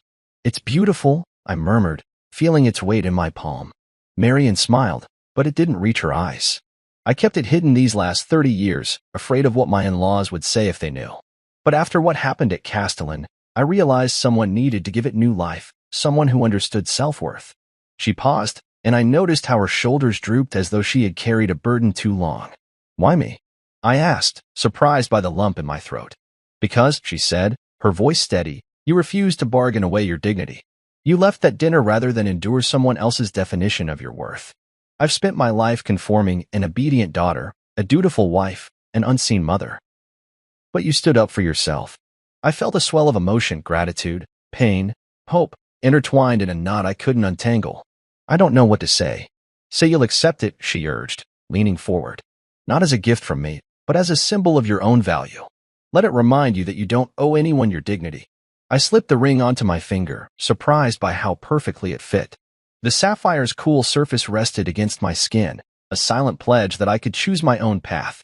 I looked up at Marianne, awed by the quiet courage in her eyes. "Thank you," I repeated, meaning every syllable. She exhaled, closing her eyes for a moment before opening them again with a clarity I had never seen in her. "You're welcome." And Julian, she paused as though choosing her words carefully. "Know that you deserve someone who values you without hesitation." I nodded, tasting the truth of her statement. For too long, I'd sought approval. First from my own doubts, then from a family that thrived on privilege. Now, with this ring, I claimed a new kind of approval, my own. We lingered at the table, talking quietly about my consulting work, or art projects, the small tragedies and triumphs that had filled her life. For the first time, I saw her not as Isla's mother or Roland's wife, but as Marianne, a woman who had reclaimed a piece of herself. The cafe's bustle faded around us until all I felt was the steady presence of her sincerity. When I left, the ring glinted on my hand like a beacon. Outside, the sun warmed my face as I walked down Maple Avenue. I paused, raising my hand to feel the sapphire catch the light. I thought of everything I had lost and everything I stood to gain. The weight of that ring reminded me that dignity was not negotiable, and self-worth was not a privilege to be bestowed. It was a right to be claimed. As Marianne's silhouette receded behind the cafe window, I took a deep breath and stepped forward. For the first time in months, I felt anchored, not to a promise made at a table beset by laughter, but to an unshakable conviction in my own worth. And with that certainty, I knew my story would continue on my terms, ring on finger, head held high. I stared at the stacks of cardboard boxes lining the living room, each one labeled in my neat handwriting: books, clothes, kitchen, memories. The condo felt cavernous now, its echo reminding me of every argument we'd ever had and every promise that had quietly unraveled. It had once been our sanctuary, but now each wall pressed in with the ghosts of conversations I no longer wanted to remember. I snapped the box closed and sealed it with tape, the rough strip catching on my fingertips as though reminding me of the cost of leaving. My hands trembled as I lifted the next box. Tuscany photos, our travel journals, the canvas print of the vineyard sunset we'd argued about hanging in the bedroom. I carried it to the foyer and stacked it neatly beside the front door. Each placement felt like a decision. This is where the past stays. Beyond this point lies a future I would build alone. The entire place smelled of cardboard and dust, like a library abandoned for too long. It felt good in a strange way, freeing, as though every packed item compressed the weight of old compromises. I paused in the hallway, listening to the soft hum of the refrigerator and the distant sound of traffic below. My phone buzzed, a notification from Martina confirming her board meeting adjourned early after resolving that financial smear. I smiled at the small victory, then tucked the phone into my pocket and turned back to the boxes. There was no room for hesitation now. I moved methodically, pulling books from the shelves, sorting clothes in the closet, reclaiming the kitchen knives wrapped in bubble wrap. When I reached the bedroom, I found our bed stripped to the mattress, the headboard bare of the photographs we'd pinned there. I closed the curtains and gathered the sheets and pillows, bundling them into a sheet cover. The silk quilt we'd argued over, the one she said didn't match, went into the final box labeled linens. I took one last glance at the empty room and felt the hollow ache of loss, but also the thrill of opportunity. The buzzer rang. I hesitated, momentarily unsettled by the idea that someone might see me dismantling my life. Then I pressed the intercom. "It's me," I said. Theo's voice crackled through. "Need a hand?" I buzzed him in. A few minutes later, he appeared in the foyer, grinned tentative and sympathetic. His presence was a tether to better days, a reminder that I hadn't done this alone. We hoisted boxes together, stacking them in his car with military precision. He cracked jokes to ease my tension. "Hey, don't label all your regrets miscellaneous," he teased, making me laugh despite myself. Even laughter felt unfamiliar now, but good. With each box loaded, the condo looked emptier, my reflection in the window growing smaller as the sun slipped lower in the sky. When the last box was secured in the trunk, I closed the door behind me and inhaled the thinner, freer air. Theo slung an arm around my shoulders. "You okay, man?" he asked. I brushed his hand away, smiling ruefully. "I will be." His nod was patient, understanding more than words could convey. I returned inside for a final sweep. The bare floors felt chilly under my shoes, the echoes louder than before. I walked through each room, touching the wall where our wedding photos had hung, stepping onto the floor we danced across on quiet Saturday mornings. I whispered a quiet farewell. To the life I once imagined, to the person I was when I thought that ring meant forever. At the front door, I paused and looked back one last time. The empty rooms held no threat now, only potential. I believed that once I ceased carrying these boxes of memory, I would feel lighter, ready to fill new spaces with different stories. I locked the door and slid the key under the mat, a gesture of finality and release. Theo was waiting by his car, engine idling, headlights off. I joined him in the passenger seat, the boxes of memories taking up most of the back. As we drove away, the condo vanished behind a curve, and I felt a profound quiet settle in my chest. It was the hush after closure, the pause before a new beginning. That night, I unpacked only one box in my temporary apartment, the one Marianne had given me. I set the silver sapphire ring on the nightstand, its dark stone catching the lamplight. I didn't need photographs or journals right now. I needed that reminder that dignity is something you carry with you, not something you leave behind. I lay on the mattress of an unfamiliar bedroom, listening to the hum of the city through the open window. The boxes, tucked away in storage, had condensed my past into neat containers. In their place, I felt the space to breathe, to choose, to become someone not defined by others' laughter or approval. And as sleep claimed me at last, I realized that sometimes the most honest packings are not of belongings, but of truths, untold, unbroken, finally unbound. A week after Marianne's gift, I sat at my desk going through client proposals when an alert popped up on my laptop, a credit report inquiry I didn't recognize. The header read Mercer and CO, in cold, capital letters. My stomach dropped. I clicked to view the details and saw multiple hard inquiries dated just 2 days ago, requests for my credit history, bank balances, even loan applications I'd never made. My pulse spiked. Roland had promised subtlety. This was outright sabotage. I closed my laptop, stood, and paced the length of my office. The sunlight streaming through the blinds felt too bright, too revealing. I needed proof. I dialed a mutual contact at First National Bank, a compliance officer I trusted. My voice was steady despite the tremor I felt inside. "Can you confirm whether Mercer and Company requested my statements?" I asked. There was a pause, then a polite sigh. "Yes, they did. We flagged it as unusual and denied the request pending your authorization." Relief and fury warred in my chest at once. They tried to slip under the radar, but banking regulations had caught them. I thanked my contact and hung up, marveling at the double edge of bureaucracy. It restrained me in my proposals, but also protected me from predatory tactics. That evening, I confronted Isla over coffee at Blackwell's. Her eyes widened when I slid my phone across the table, showing the inquiries. She glanced at the screen, then back at me, cheeks paling. "Julian, I swear I didn't know." Her voice trembled like a candle flame. I folded my arms, leaned forward, and stared into her eyes. "You didn't know? Or you chose not to tell me?" My heart pounded. I needed honesty, not more excuses. She looked away, swallowing hard. I asked Dad for help fixing things after that dinner. He said he'd handle it professionally. I didn't ask for details. Her words felt me like a punch. I closed my eyes, recalling the night at Castellan, the way her laughter had sliced through me. Now I realized her father never stopped cutting. She'd enlisted him again, thinking he could erase pain with corporate maneuvers. The coffee between us cooled. I drank it in a single swallow and set the cup down hard. "You involved him again," I said. "You weaponized my name." My voice was low, controlled, but each word hammered the table. She reached across, but I pulled back. I'm done being collateral damage. Her hand hovered over mine, trembling. Please, Julian. I'm trying. I shook my head. Trying isn't enough. Not when you let him test me like this. Her lips quivered. I love you. She whispered it, but the words felt empty beneath the din of Mercer and Company's inquiries. I stood abruptly, chair scraping against the floor. She gasped. I have work to do, I said, the lie slipping out. I needed time to think, time to rebuild without betrayals lurking in the background.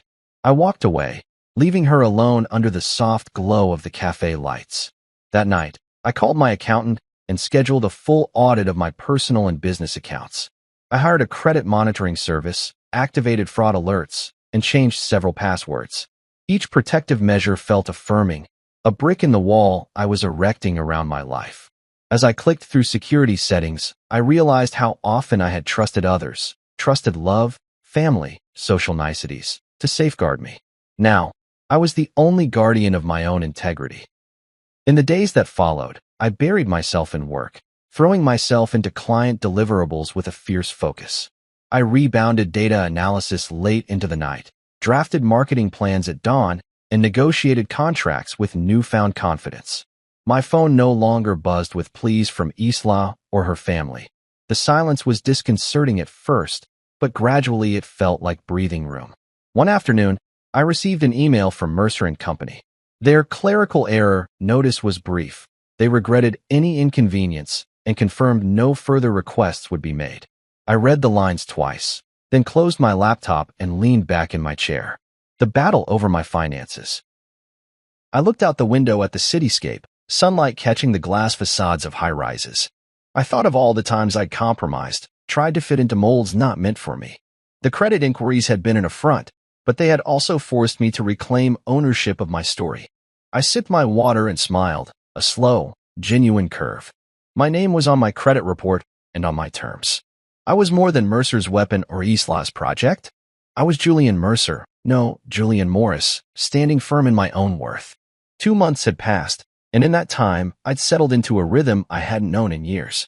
My mornings began with coffee on the balcony, laptop open to project timelines and client updates. I'd taken to journaling again, filling pages with aspirations rather than anxieties. I'd even started attending a weekend pottery class, surprised at how soothing it was to knead clay into simple bowls, small creations I could hold, free from expectation. Life had regained its shape, defined by my choices rather than someone else's design. Then my phone buzzed, interrupting a Zoom call with Martina. I silenced the meeting, excusing myself to take the call privately. The display showed Isla's name. My chest tightened, a reflexive churn of anticipation and wariness. 2 months ago, I might have answered with hope. Now I answered with guarded calm. Hello. No sobs this time. No frantic apologies. Just soft breathing on the other end, measured and steady. Julian, she said. Her voice carried a confidence I hadn't heard before. No pleading tremor, no shaky preamble. I need to tell you something. I closed my eyes and leaned against the wall, bracing myself. Go ahead. She inhaled. I've been seeing someone from the foundation, Matthew. He's working on the children's literacy project Dad sponsors. He's kind. He sees me.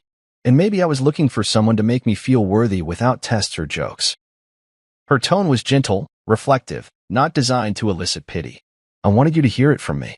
I pictured her office at the foundation, rows of filing cabinets and narrow desks where papers spilled over. I pictured Matthew, someone careful and considerate, someone she'd chosen. A wave of relief washed through me, followed by a quiet pride. She'd moved forward. She'd found support elsewhere. I'm glad you found someone who values you, I said, surprised at how easily the words came. You deserve that. She paused. For a moment, I feared she might apologize again, but she didn't. Instead, she continued, I called because I wanted to thank you. The words were so unexpected that I blinked. Thank you for walking away. I see now that you showed me what it means to honor yourself. I needed that lesson. I closed my eyes and let her gratitude sink in. It felt strange to be thanked for a departure that had felt so final. You're welcome, I said softly. I'm glad it helped. She chuckled, a low, warm sound. It did. And I hope you're happy.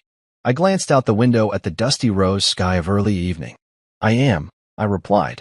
I had a home that felt like mine, a job I loved, friendships restored, and a ring from Marion that reminded me daily of my worth. I really am. Silence stretched across the line, comfortable now, like two old friends sharing a moment of quiet understanding. Finally, she spoke. I hope one day you find someone who sees your worth without a ledger. A smile tugged at my lips. I already have, I said, surprising both of us. I see it now. My heart hummed, steady and strong. I've learned to value myself first. Her breath caught. I'm proud of you, Julian. I felt a warmth expand through my chest that had nothing to do with nostalgia. Thank you, Isla. Goodbye. Goodbye, she echoed, softer this time. I ended the call and placed the phone on the table beside me. I let out a slow breath and closed my eyes, tasting the quiet triumph in the air. 2 months ago, her calm confidence would have been enough to upend me. Now, it felt like a benediction on a chapter already closed. I picked up my journal and wrote a single line. Closure is its own kind of gift. Then I turned the page and began sketching the outline of a new bowl I planned to shape in clay, a vessel meant to hold fresh water, not stale memories. That night, as dusk settled over the city, I stood on my balcony watching the lights awaken across the skyline. I slipped the silver sapphire ring, Marianne's gift, into my palm and traced its smooth band. It reminded me that the strongest bonds are the ones you forge with yourself, unbreakable because they spring from the truth of who you are. And in that gentle affirmation, I felt a softness bloom in my heart, a quiet celebration of endings that free you and beginnings born from resolve. The final conversation wasn't a farewell so much as a beginning, a promise that self-respect, once claimed, can lead you anywhere you choose. The envelope arrived on a Tuesday afternoon, unassuming and plain, resting on the welcome mat like any other piece of mail. I carried it inside, expecting a bill or a solicitation, but when I turned it over and saw Marianne's elegant script, my chest tightened. I hadn't spoken to her since that morning at the cafe where she awarded me the silver ring, and in the weeks since, her presence had become a quiet beacon in my life. I sliced the envelope open and unfolded a sheet of tissue-wrapped canvas. Beneath the soft paper lay a small painting of a weathered dock stretching into a pale, rippling lake at sunset, colors of molten gold melting into lavender sky, reeds swaying in a gentle breeze, and a single wooden rowboat tied loosely to a post. I lifted the painting and held it against the wall opposite my desk, just high enough that the fading light of dusk would catch the water's surface. The scene felt familiar and foreign at once, not Tuscany vineyards or candlelit dinners, but something quieter, steadier, and infinitely more hopeful. I ran my fingers over the brushstrokes, imagining Marianne's hand guiding the paint, perhaps recalling evenings she once spent dreaming of her own future before it was shaped by someone else's design. In that moment, I realized she'd sent me more than a gift. She'd sent me a reminder of possibility, of calm conviction. Later that evening, I found myself lingering in the living room, the painting glowing softly under the lamp's warm beam. The bottles of bourbon and glasses on the coffee table seemed louder, the edges of the room sharper, but the dock drifted before my eyes like a promise of stillness. I poured myself a measure and settled into the armchair facing the canvas, glass in hand. It was strange how a single image could carry so much weight, a silent manifesto that spoke of departure and return, of courage and trust in one's own bearings. I realized, too, that this revolution, my departure from a life that nearly broke me, was not an eruption of anger but a quiet shift, like water finding a new course.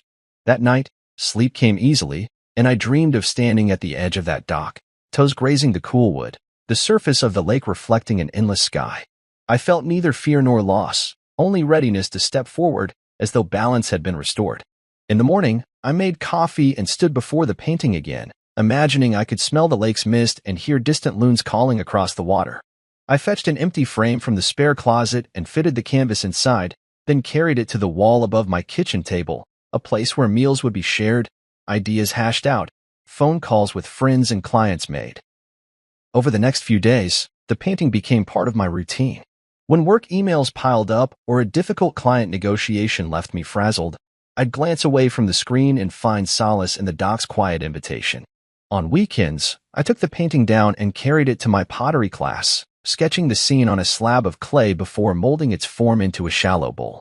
My hands remembered the gentle sway of the reeds as they shaped the rim, and I thought of Marianne's words, "You don't owe anyone your dignity." Each coil of clay felt like an extension of that dock, a vessel built to hold only what I chose to put inside.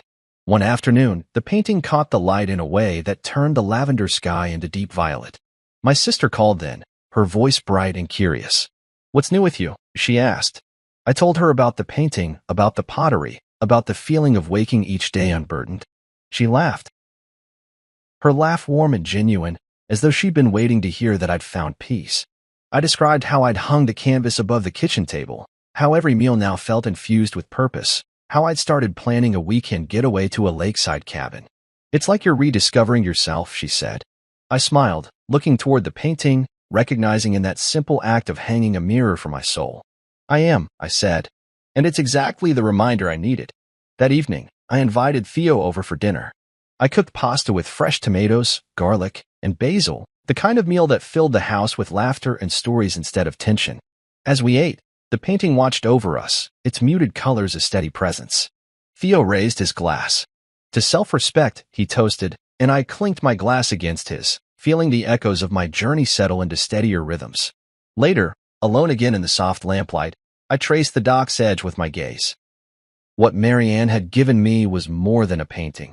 It was a living emblem of the quiet revolution I'd waged within myself. No grand proclamations, no dramatic battles, just the courage to step away, the grace to reclaim my worth, and the wisdom to hang a reminder in my home that sometimes the most profound transformations come in hushed strokes of color on canvas. And as I turned off the lights and the room softened into shadow, I knew I carried that dock within me, ready for any sunrise. 6 months had passed since I last walked away from the condo that had held promises I no longer believed in. In that time, I'd found a modest house on the edge of town, a fixer-upper with peeling paint and sagging floors, but with a view of the woods that felt like possibility. I'd spent weekends scraping wallpaper and repainting walls, measuring out tile for the kitchen backsplash, and coaxing life back into a garden that had languished under neglect. Everything I touched bore my fingerprints and my intention, from the freshly stained deck to the new light fixture in the hallway. Each improvement felt like a declaration. This house was mine, built on my terms. On a crisp autumn morning, I stepped onto that deck with a mug of black coffee in hand, the steam mingling with the cool air as I gazed at the golden light filtering through the treetops. I slipped the silver sapphire ring over my head and onto my finger, feeling the cool weight of the stones settle into place. Marianne's gift lay against my chest now, hidden beneath my shirt but never far from my thoughts. It reminded me that dignity wasn't something granted by others but claimed by myself. I ran a thumb over the dark stone and thought of all that had led me here, the laughter that ruptured my engagement, the financial attacks, the silences and apologies, and the small revolutions that had redefined my worth. Pulling my coat tighter around me, I imagined the day I'd leave this house to someone else, if that ever happened, and wondered if they'd feel the echo of my determination in the walls. But for now, it belonged to me, and I intended to live into that ownership fully. I stepped back inside, the wooden plank floor groaning beneath my boots, and made my way to the window overlooking the living room. There, above the mantel, I'd placed Marianne's painting of the dock at sunset, a testament to quiet resilience. Beneath it sat a flask of bourbon, a stack of books on business strategy and personal growth, and a small potted fern I'd named Grace. The room felt both lived in and hopeful, balanced between function and comfort. That afternoon, I found myself downtown running errands for the renovation, picking up oak planks for the new staircase railing, choosing weather-resistant exterior stain, and selecting a muted green for the front door. At each stop, shopkeepers greeted me by name, asking how the project was coming along. I felt the pleasure of community support, a contrast to the evening at Castellan where I'd felt so acutely alone. As I loaded the last of the supplies into my truck, my phone buzzed with a message, housewarming next month? From Martina. I smiled, typing back, count me in. Moments later, a text from Theo, bring that bourbon. I grinned at the perfect coordination of friends and celebrated independence. Back at the house, I emptied the truck into the garage and carried boxes of tools inside. I paused at the threshold of the master bedroom, now painted a pale charcoal that caught the light in subtle whispers. I'd laid down new hardwood floors here last week, their surfaces gleaming under the ceiling fan's display of movement. I walked to the center of the room and turned in slow circles, imagining a bed where only one person slept, a desk where I'd write future proposals and stories, and a corner where I'd set up a small record player to fill the space with music I chose. I inhaled the scent of fresh paint and pine, feeling grounded in the reality of my own creation. In the evening, I sat at the dining table, an old farmhouse piece I'd refinished myself, with blueprints spread before me. The table's turned legs and rustic surface complemented the sapphire ring, its blue depth a steady point of focus as I sketched out the layout for built-in bookshelves. With each pencil stroke, I felt the convergence of vision and action. This was no longer merely about moving on. It was about constructing a life that reflected every lesson I'd earned: self-respect, resilience, and authenticity. Later, when the house was quiet, I settled into the armchair in the living room, the dock painting glowing softly in the lamp's light. I uncapped my bourbon flask and poured a measure into a glass, the amber liquid sloshing gently as I turned it in my hand. I let the warmth spread through me as I took a slow sip, savoring the burn and the comfort of solitude well-earned. I closed my eyes and heard the echo of the waves on that painted dock, a sound that no longer frightened me but invited reflection. Across the room, an unopened letter lay on the coffee table, its envelope bearing Isla's handwriting. I glanced at it and felt no compulsion to open it. I recognized it for what it was, another attempt to re-enter a story I had already rewritten. I rose and retrieved the envelope, then placed it in the recycling bin by the fireplace. There it would belong, among the cast-offs of a past version of myself. On the mantel, next to the painting, I had placed a new object. An antique compass I'd found at a roadside flea market. Its brass casing was scratched, its glass face slightly cloudy, but the needle still quivered northward with unwavering certainty. I had thought it simply a symbol of direction, but now I saw it as a testament to staying true to oneself. I picked it up and held it against Marianne's painting, aligning the compass's arrow with the dock's perspective, as though both pointed toward the same horizon of self-determination. That night, sleep found me easily in the renovated master bedroom. I fell into dreams without the rush of panic or doubt, instead spinning stories of distant travels and new beginnings. I remembered how lost I once felt, adrift in a sea of expectations, tethered by others' definitions of value. Now, I felt anchored in my own identity, guided by the ring's sapphire glow and the compass's unwavering needle. When morning arrived, light filtered through the new curtains I'd installed, dust motes dancing in the beams. I remembered a conversation with Martina about fear of complacency. "Don't mistake comfort for stagnation," she'd said. "Growth happens when you know who you are and still choose to become more." I took a deep breath and stood, ringing the crystal tumbler on the nightstand to awaken my senses. I slipped the compass into my jacket pocket and the ring settled on my finger like a promise. I walked downstairs to the kitchen, where Grace the fern thrived on the windowsill, and poured a fresh cup of coffee. I thought of the housewarming party next month, of friends filling this space with laughter and conversation, each person a testament to the life I'd cultivated. I thought of Marianne's kindness, of Theo's steadfast loyalty, of Martina's partnership, and of the person I'd become, a man who understood that the greatest value one could hold was not inheritance or lineage, but the integrity of one's own heart. Raising the mug to my lips, I whispered to the empty room, "Here's to self-worth," unapologetically claimed. And in that moment, bathed in morning light and quiet resolve, I realized I had indeed found someone who saw my worth without a ledger, myself. I sat at the long mahogany table, my fingers lightly tapping against the polished surface as I watched my wife, Camille, smirk while handing me the coffee pot. The way she did it, so casual, so dismissive, as if I were nothing more than a servant in my own marriage, made my stomach twist.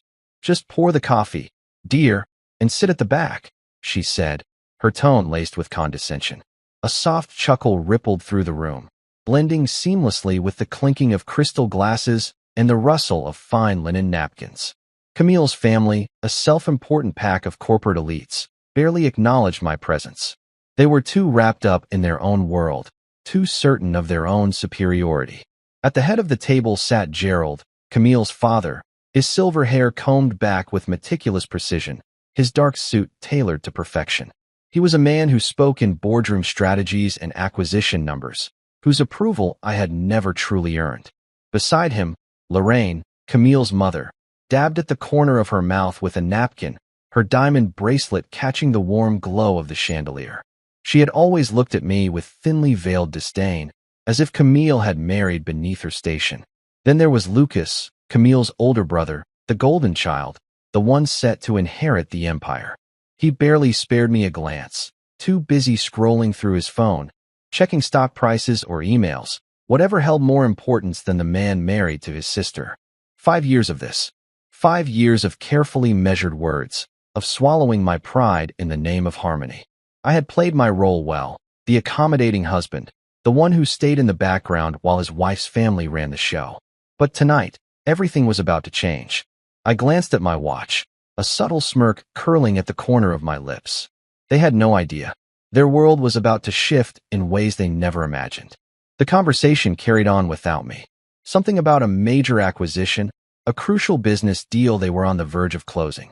Their voices buzzed around me, filled with strategies and self-assured confidence. I listened, not out of interest, but because I enjoyed the irony of it all. Then, the doors to the dining hall swung open.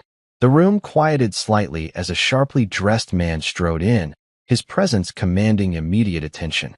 Richard Connors, the CEO of the very company they were desperate to strike a deal with, walked in with the air of a man who knew his importance.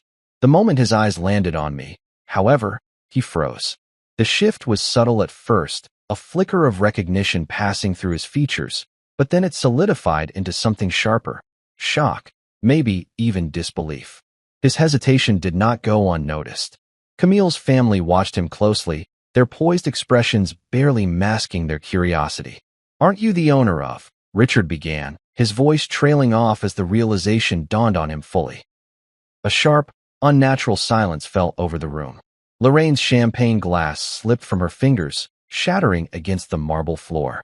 It was almost poetic. All eyes turned to me. I set the coffee pot down gently, the sound of porcelain meeting with the only thing breaking the suffocating silence.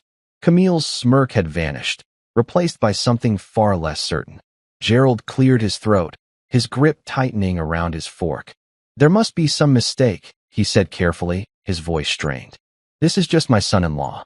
He doesn't own anything." But Richard wasn't looking at Gerald anymore. He was looking at me. And suddenly, I had their full attention. I leaned back in my chair, slow, measured, savoring the moment. They had always dismissed me, overlooked me, treated me like an afterthought. But now, for the first time, they were beginning to understand. The ground beneath their feet was shifting, and they were about to learn exactly who they had underestimated. The silence was thick, suffocating, like the eye of a storm that had yet to unleash its full force. I could feel the weight of every gaze at that long mahogany table, each pair of eyes darting between me and Richard Connors, the CEO of the company Camille's family had been desperately trying to impress. I didn't move. I didn't speak. I just let the tension stretch out, let them sit in the uncertainty, let them stew in the first shreds of doubt. Camille was the first to crack. Her smirk had disappeared, her fingers curling into fists against the crisp white linen of the tablecloth. Her face had paled, her lips parting as she searched for something, anything, to say. Gerald, ever the businessman, forced a tight chuckle, straightening his posture as he turned to Richard. "You must be mistaken," he said, his voice attempting its usual command, though there was a faint waver to it. "This is just my son-in-law. He doesn't own anything." Richard didn't look convinced. His sharp gaze flicked back to me, his brow furrowed. "You didn't tell them, did you?" I exhaled slowly, letting a smirk of my own take form as I leaned forward, finally engaging. I placed my elbows on the table, clasping my hands together. "Tell them what?" I asked, my voice carrying just enough amusement to send a ripple of unease through the room. Camille sat up straighter, her chair scraping against the floor as she turned to me, her eyes dark with suspicion. "What is he talking about?" I didn't answer. Not yet. I wanted to enjoy this.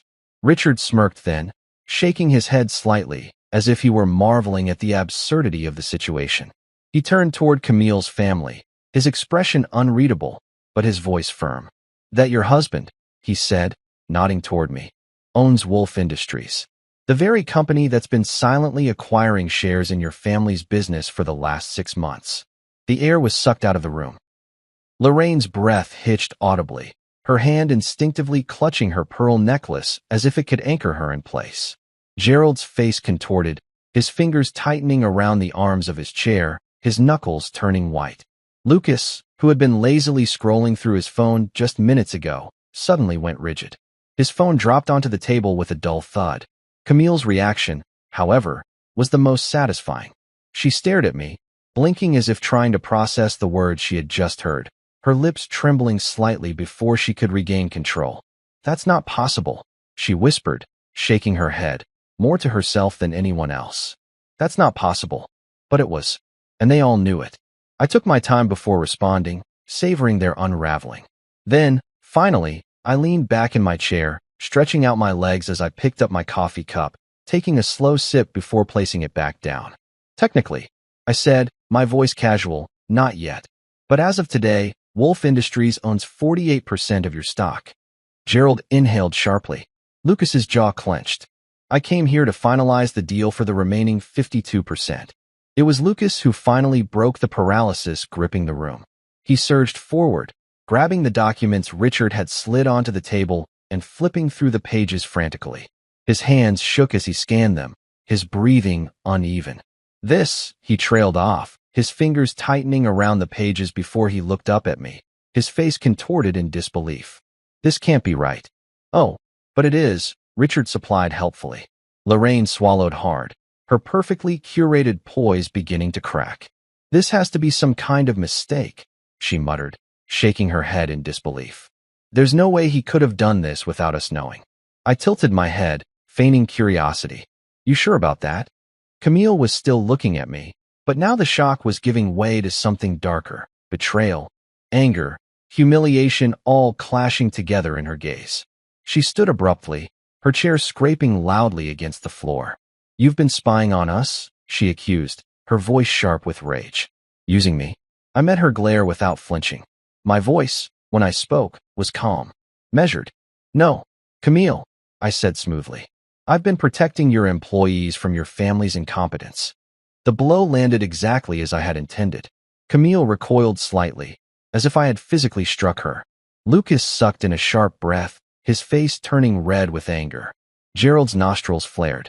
Richard chuckled under his breath, shaking his head as he reached for his glass of scotch. Damn, he murmured. This is even better than I expected. Gerald's anger boiled over. He slammed his fist against the table, rattling the silverware. You think you can just waltz in here and steal my company? I arched a brow, unbothered. I didn't steal anything, Gerald, I said simply. I bought it. Fair and square. Lucas shot up from his chair, his hands braced against the table as he glared at me.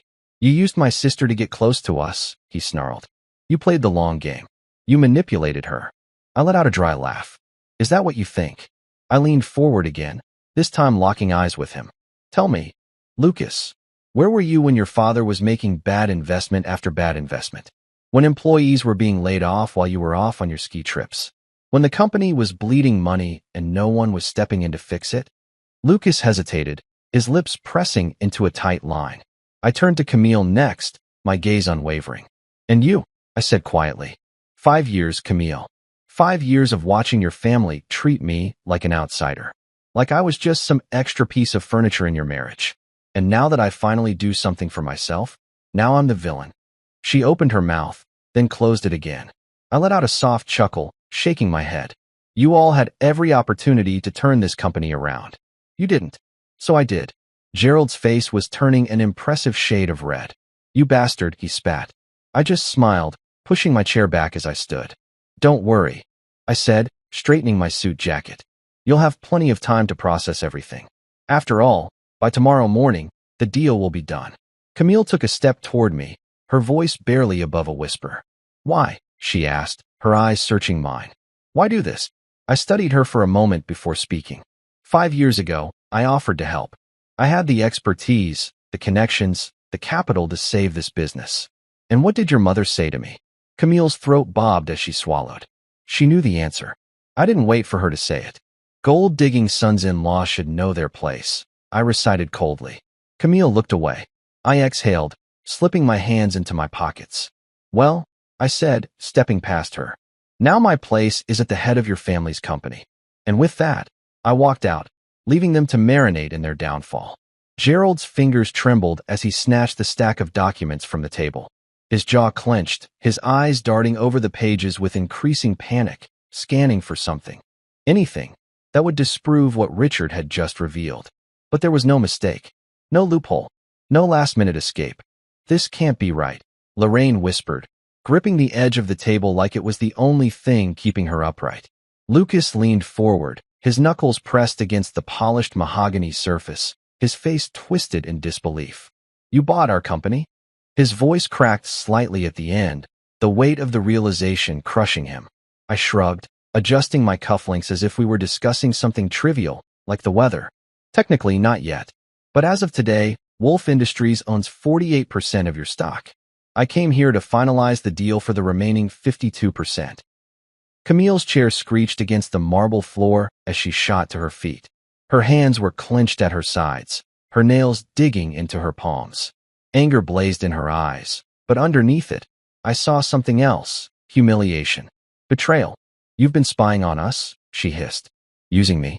I met her glare with an expression of quiet amusement. No. Camille, I said, my voice calm and even. I've been protecting your employees from your family's incompetence. A sharp breath was sucked in somewhere at the table. Lorraine visibly recoiled, like the words had physically struck her.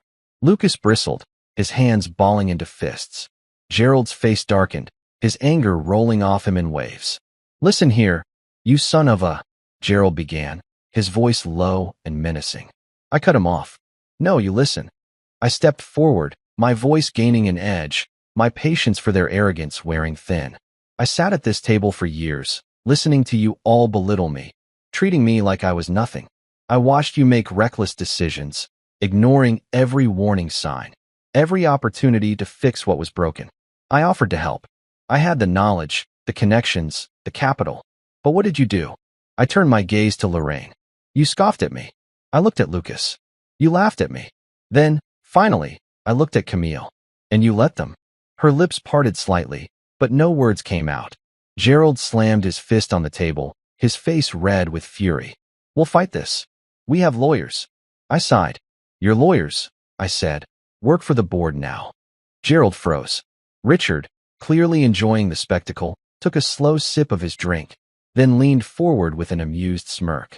And as of today, he added, the board works for him. Lorraine clutched her pearls, eyes darting between me and Richard as realization dawned. The power they had held on to for decades had just slipped through their fingers. You can't do this, Lucas sputtered, his voice rising with desperation. You can't just come in and take everything we built. Oh, but I can, I said smoothly. And I already have. Lucas gritted his teeth, his nostrils flaring. You don't know the first thing about running our company. I let out a dry laugh. Your company? I echoed, shaking my head. You mean the company you've been running into the ground? The company that's been hemorrhaging money because of nepotistic hiring, outdated policies, and sheer incompetence. I leaned forward slightly. You weren't running a business, Lucas. You were running a legacy into the dirt. And I just saved it. Camille stepped between us, her voice quieter this time. But why? She looked up at me, searching for some flicker of the man she had married. Why go this far? I tilted my head, considering her question. 5 years ago, I had married into this family, thinking I was gaining something. A home, a partnership, a chance to be part of something bigger. But from the moment I had stepped into their world, I had been nothing more than an accessory. The outsider. The man they tolerated because Camille had chosen me. Every suggestion I had made was ignored. Every offer to help was brushed aside. And when the company had started to sink, they still refused to acknowledge that I could have been the one to save it. So I stopped asking for permission. I bought the company instead. I met Camille's gaze, letting her see the truth in my eyes. Because I was never going to be enough for your family, I said simply. No matter what I did. She flinched, but I didn't let the moment linger. I turned to Richard. Let's get the papers signed. I'd hate to keep the employees waiting. Richard gave me a knowing smile. Of course. He reached into his briefcase, pulling out the final documents. Gerald's chair scraped against the floor as he stood abruptly. We're not done, he growled. Yes, we are. I didn't even look at him. Richard handed me a pen, and I signed my name on the final page. With one stroke of ink, the last 52% of the company became mine. Camille's breath hitched audibly. Lucas looked like he was on the verge of throwing something. Lorraine pressed a hand to her chest like she was about to faint. Gerald just stared, his mouth slightly open, his whole body rigid with shock. I straightened, buttoning my suit jacket. Oh, and one more thing. I slid a single sheet of paper across the table toward Gerald. His hands shook as he picked it up, his eyes scanning the words. It was an offer. To stay on as a consultant. At half of his current salary. No decision-making power. No executive privileges. Just an employee. Gerald's face turned a shade of purple I didn't think was humanly possible. You think I'd ever work for you? He spat. I smirked. No, but I figured I'd be polite and offer. I turned to Lucas next, who was glaring at me with barely restrained fury. And as for you, I said, my tone mild, I'd clean out your office by the end of the week. There's no room for nepotism anymore. His jaw tightened, but he knew there was nothing he could do. Camille looked like she was about to be sick. I'll see myself out, I said casually, sliding my hands into my pockets as I walked toward the door. Richard followed, giving me an approving nod as we stepped into the hallway. That was brutal, he mused. But damn, was it satisfying. I exhaled slowly, rolling my shoulders back. They had it coming. He let out a low chuckle. So what's next, boss? I glanced over my shoulder, my gaze sweeping over the stunned, broken faces of the family that had spent years underestimating me. I smiled. Now, I said, my voice cool and unwavering. Now we rebuild. And with that, I walked away, leaving them to drown in the ruins of their own arrogance. The sound of my shoes echoed through the hallway as I walked away from the dining room, leaving Camille and her family to process what had just happened. The weight of 5 years of condescension, insults, and belittlement had finally been lifted from my shoulders. But I wasn't done. Not yet. The real work was about to begin. As I stepped into the boardroom on the top floor of the company's headquarters, a wave of satisfaction settled over me. The transition had already begun. The employees, the real backbone of this company, had been notified. The leadership restructuring was well underway. The board, once stacked with Camille's family's cronies, had been replaced by industry veterans who actually knew how to run a business. I glanced down at my watch. By now, the news would be breaking across financial channels. The story of how a so-called gold-digging son-in-law had taken over an entire corporate empire from the family who dismissed him would be making waves. Right on cue, my assistant, Monica, stepped into the room. Sir, the press is already outside. They want a statement. I nodded, adjusting the cuffs of my suit. Let them wait. She smirked, clearly enjoying the downfall of the arrogant elites just as much as I was. Also, Gerald just called. He's demanding an emergency meeting with the remaining shareholders. I let out a short chuckle. Of course he is. I had expected resistance. Gerald was the type of man who didn't go down without a fight. He'd spent decades at the top, making decisions with the confidence of someone who had never tasted real consequences.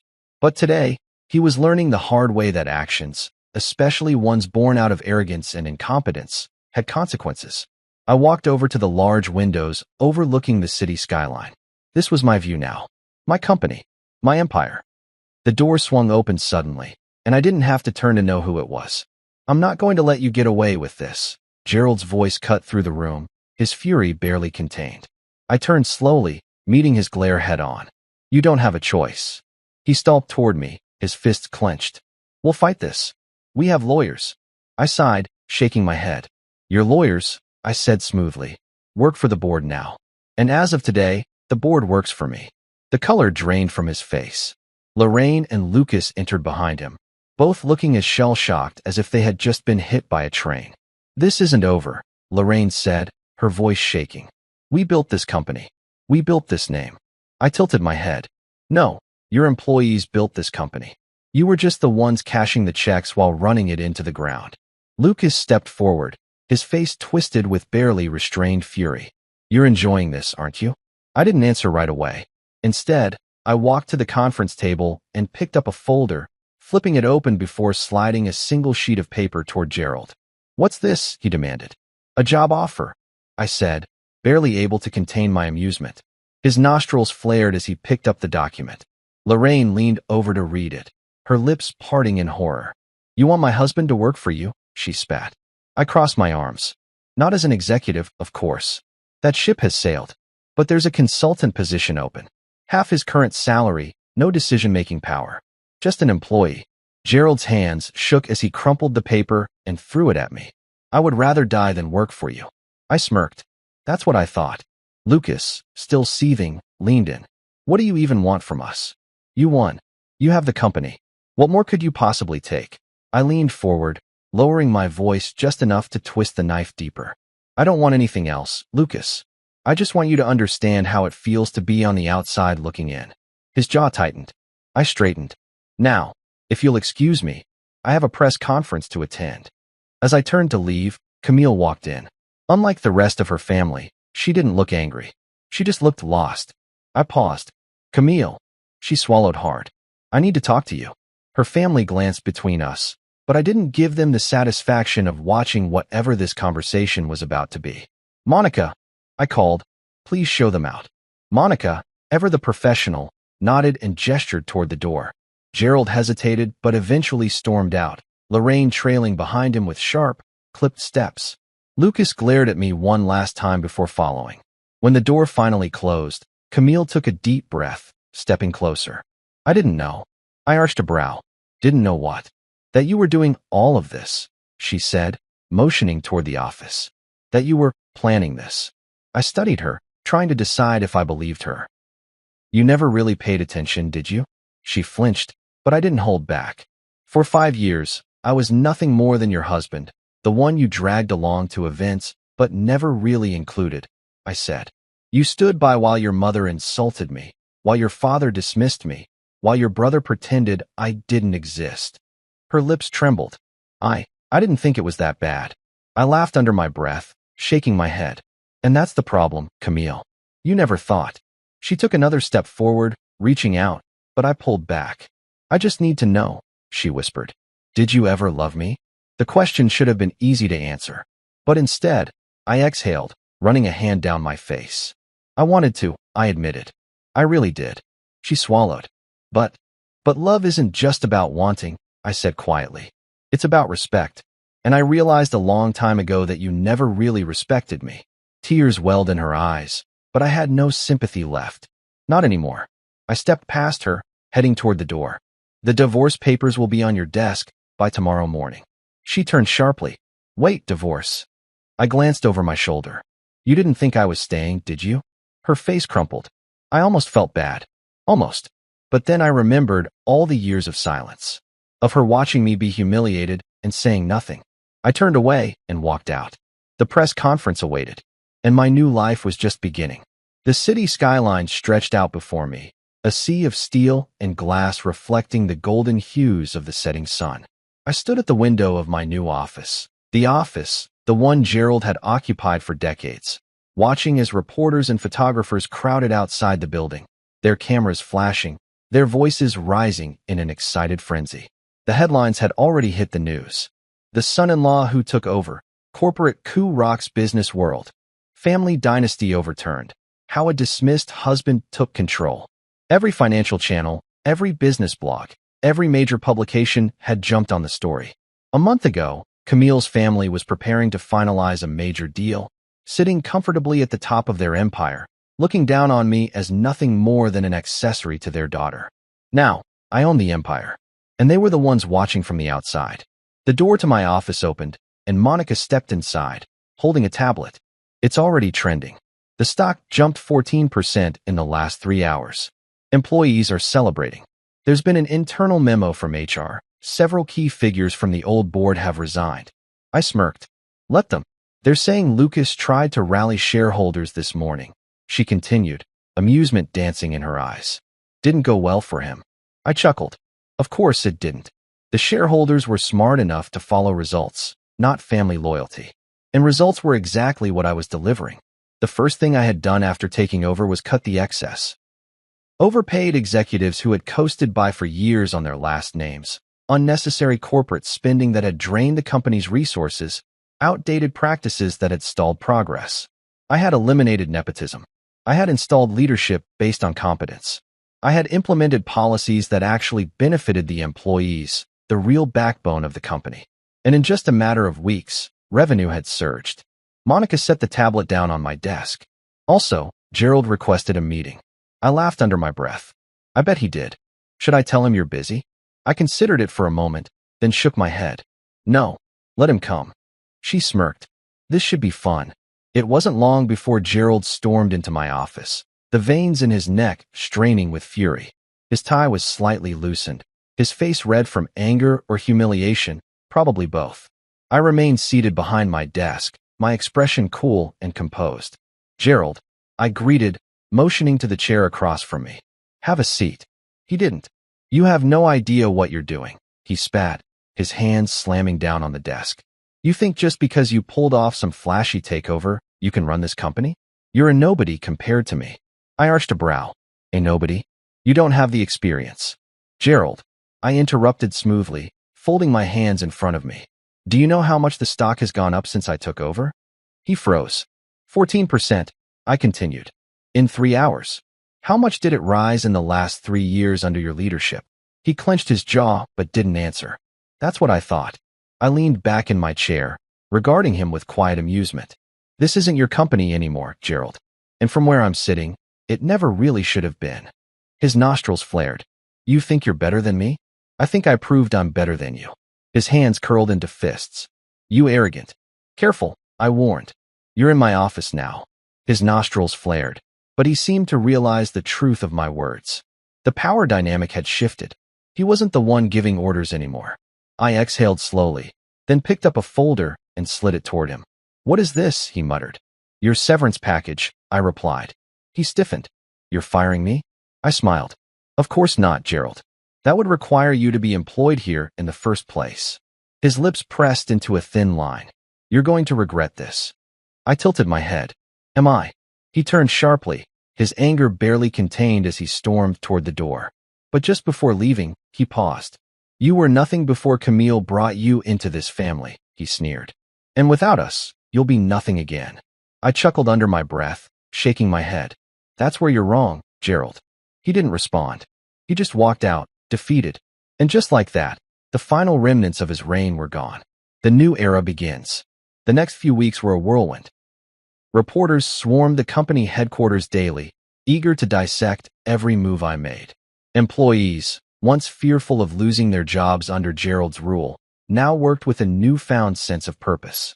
Lucas had tried, once again, to challenge my authority, only to be met with the cold realization that no one supported him.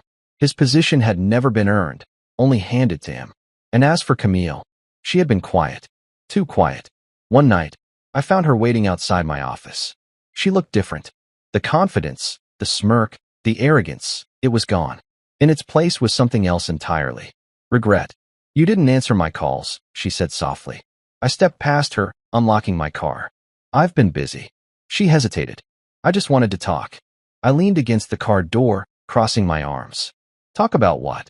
Her lips parted, but the words didn't come. I sighed. Let me guess. You had no idea how your family treated me all these years. You had no idea what I was going through. And now, you want to make things right.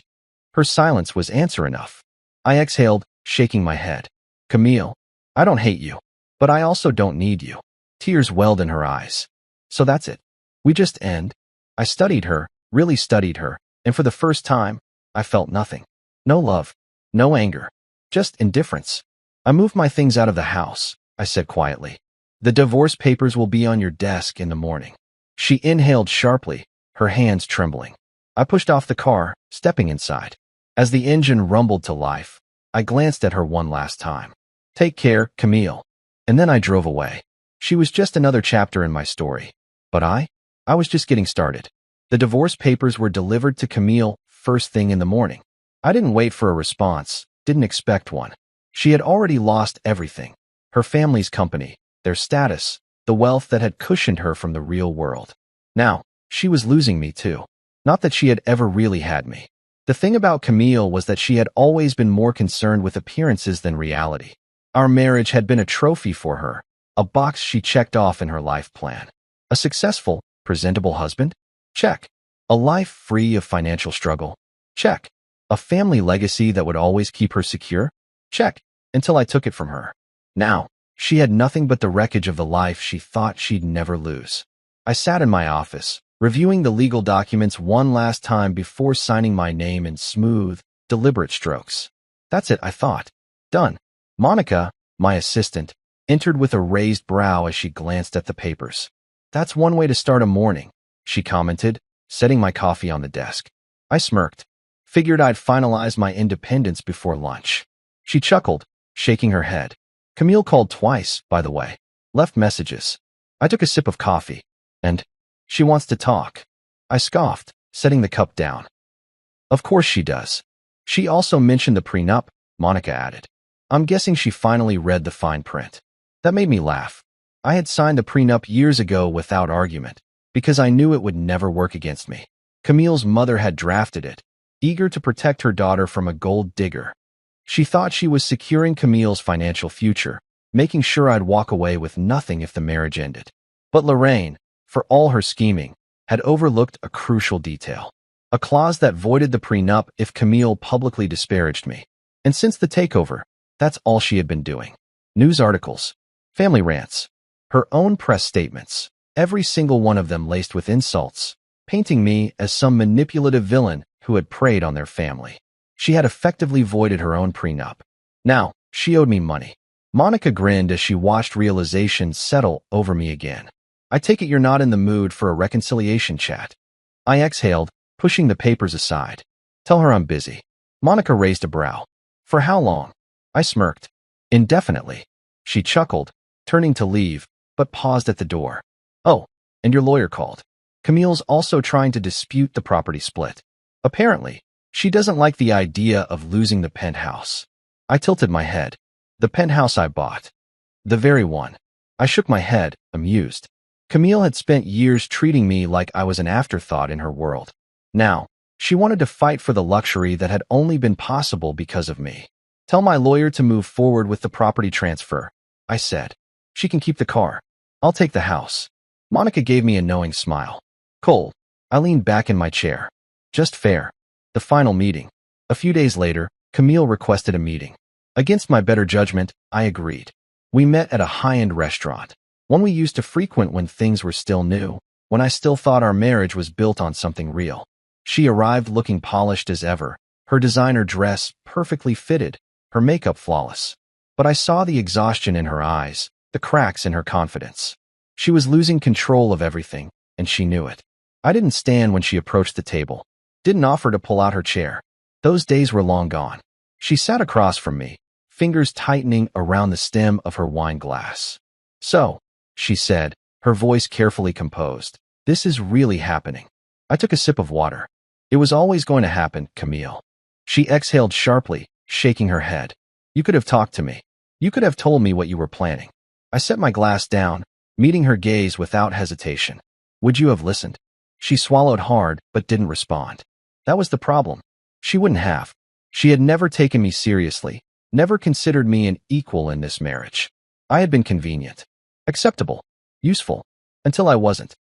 I want to keep the penthouse, she said abruptly. I almost laughed. You want to keep my penthouse? She flinched, but didn't back down. It's my home. No, Camille. It was ours. And now it's mine. Her lips pressed together. You don't need it. I tilted my head, studying her. And you do? She hesitated, then sighed. I just didn't think we'd end up like this. I leaned forward slightly, my voice quieter. You didn't think at all. Tears pricked at the edges of her eyes, but I didn't feel sympathy. Not anymore. She had let this happen. She had allowed her family to tear me down for years. And now, she was facing the consequences of that. I don't hate you, Camille, I said finally. But I'm done with you. She inhaled sharply. I stood, tossing a few bills onto the table. Enjoy the rest of your evening. And then I walked away, leaving her sitting there, her world crumbling around her. The official announcement. A week later, the final papers were signed. The divorce was finalized. Camille tried to put on a brave face for the press, spinning her own version of events. But the world wasn't buying it. The headline read, he walked away with everything, including his dignity. My company was thriving. My reputation was stronger than ever. And Camille? She had faded into the background, a woman once surrounded by power, now grasping at the remnants of her former life. It was over, and I had won. One evening, I sat in my penthouse, a glass of whiskey in hand, watching the city lights flicker below. Monica sent me a message.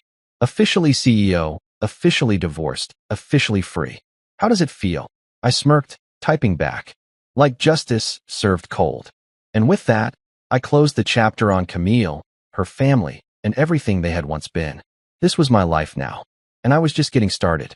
I stood on the balcony of my penthouse, a glass of whiskey in my hand, watching the city lights stretch far beyond the horizon. The air was crisp, carrying the distant hum of traffic, a lullaby of the empire I now controlled. It had been weeks since the divorce was finalized.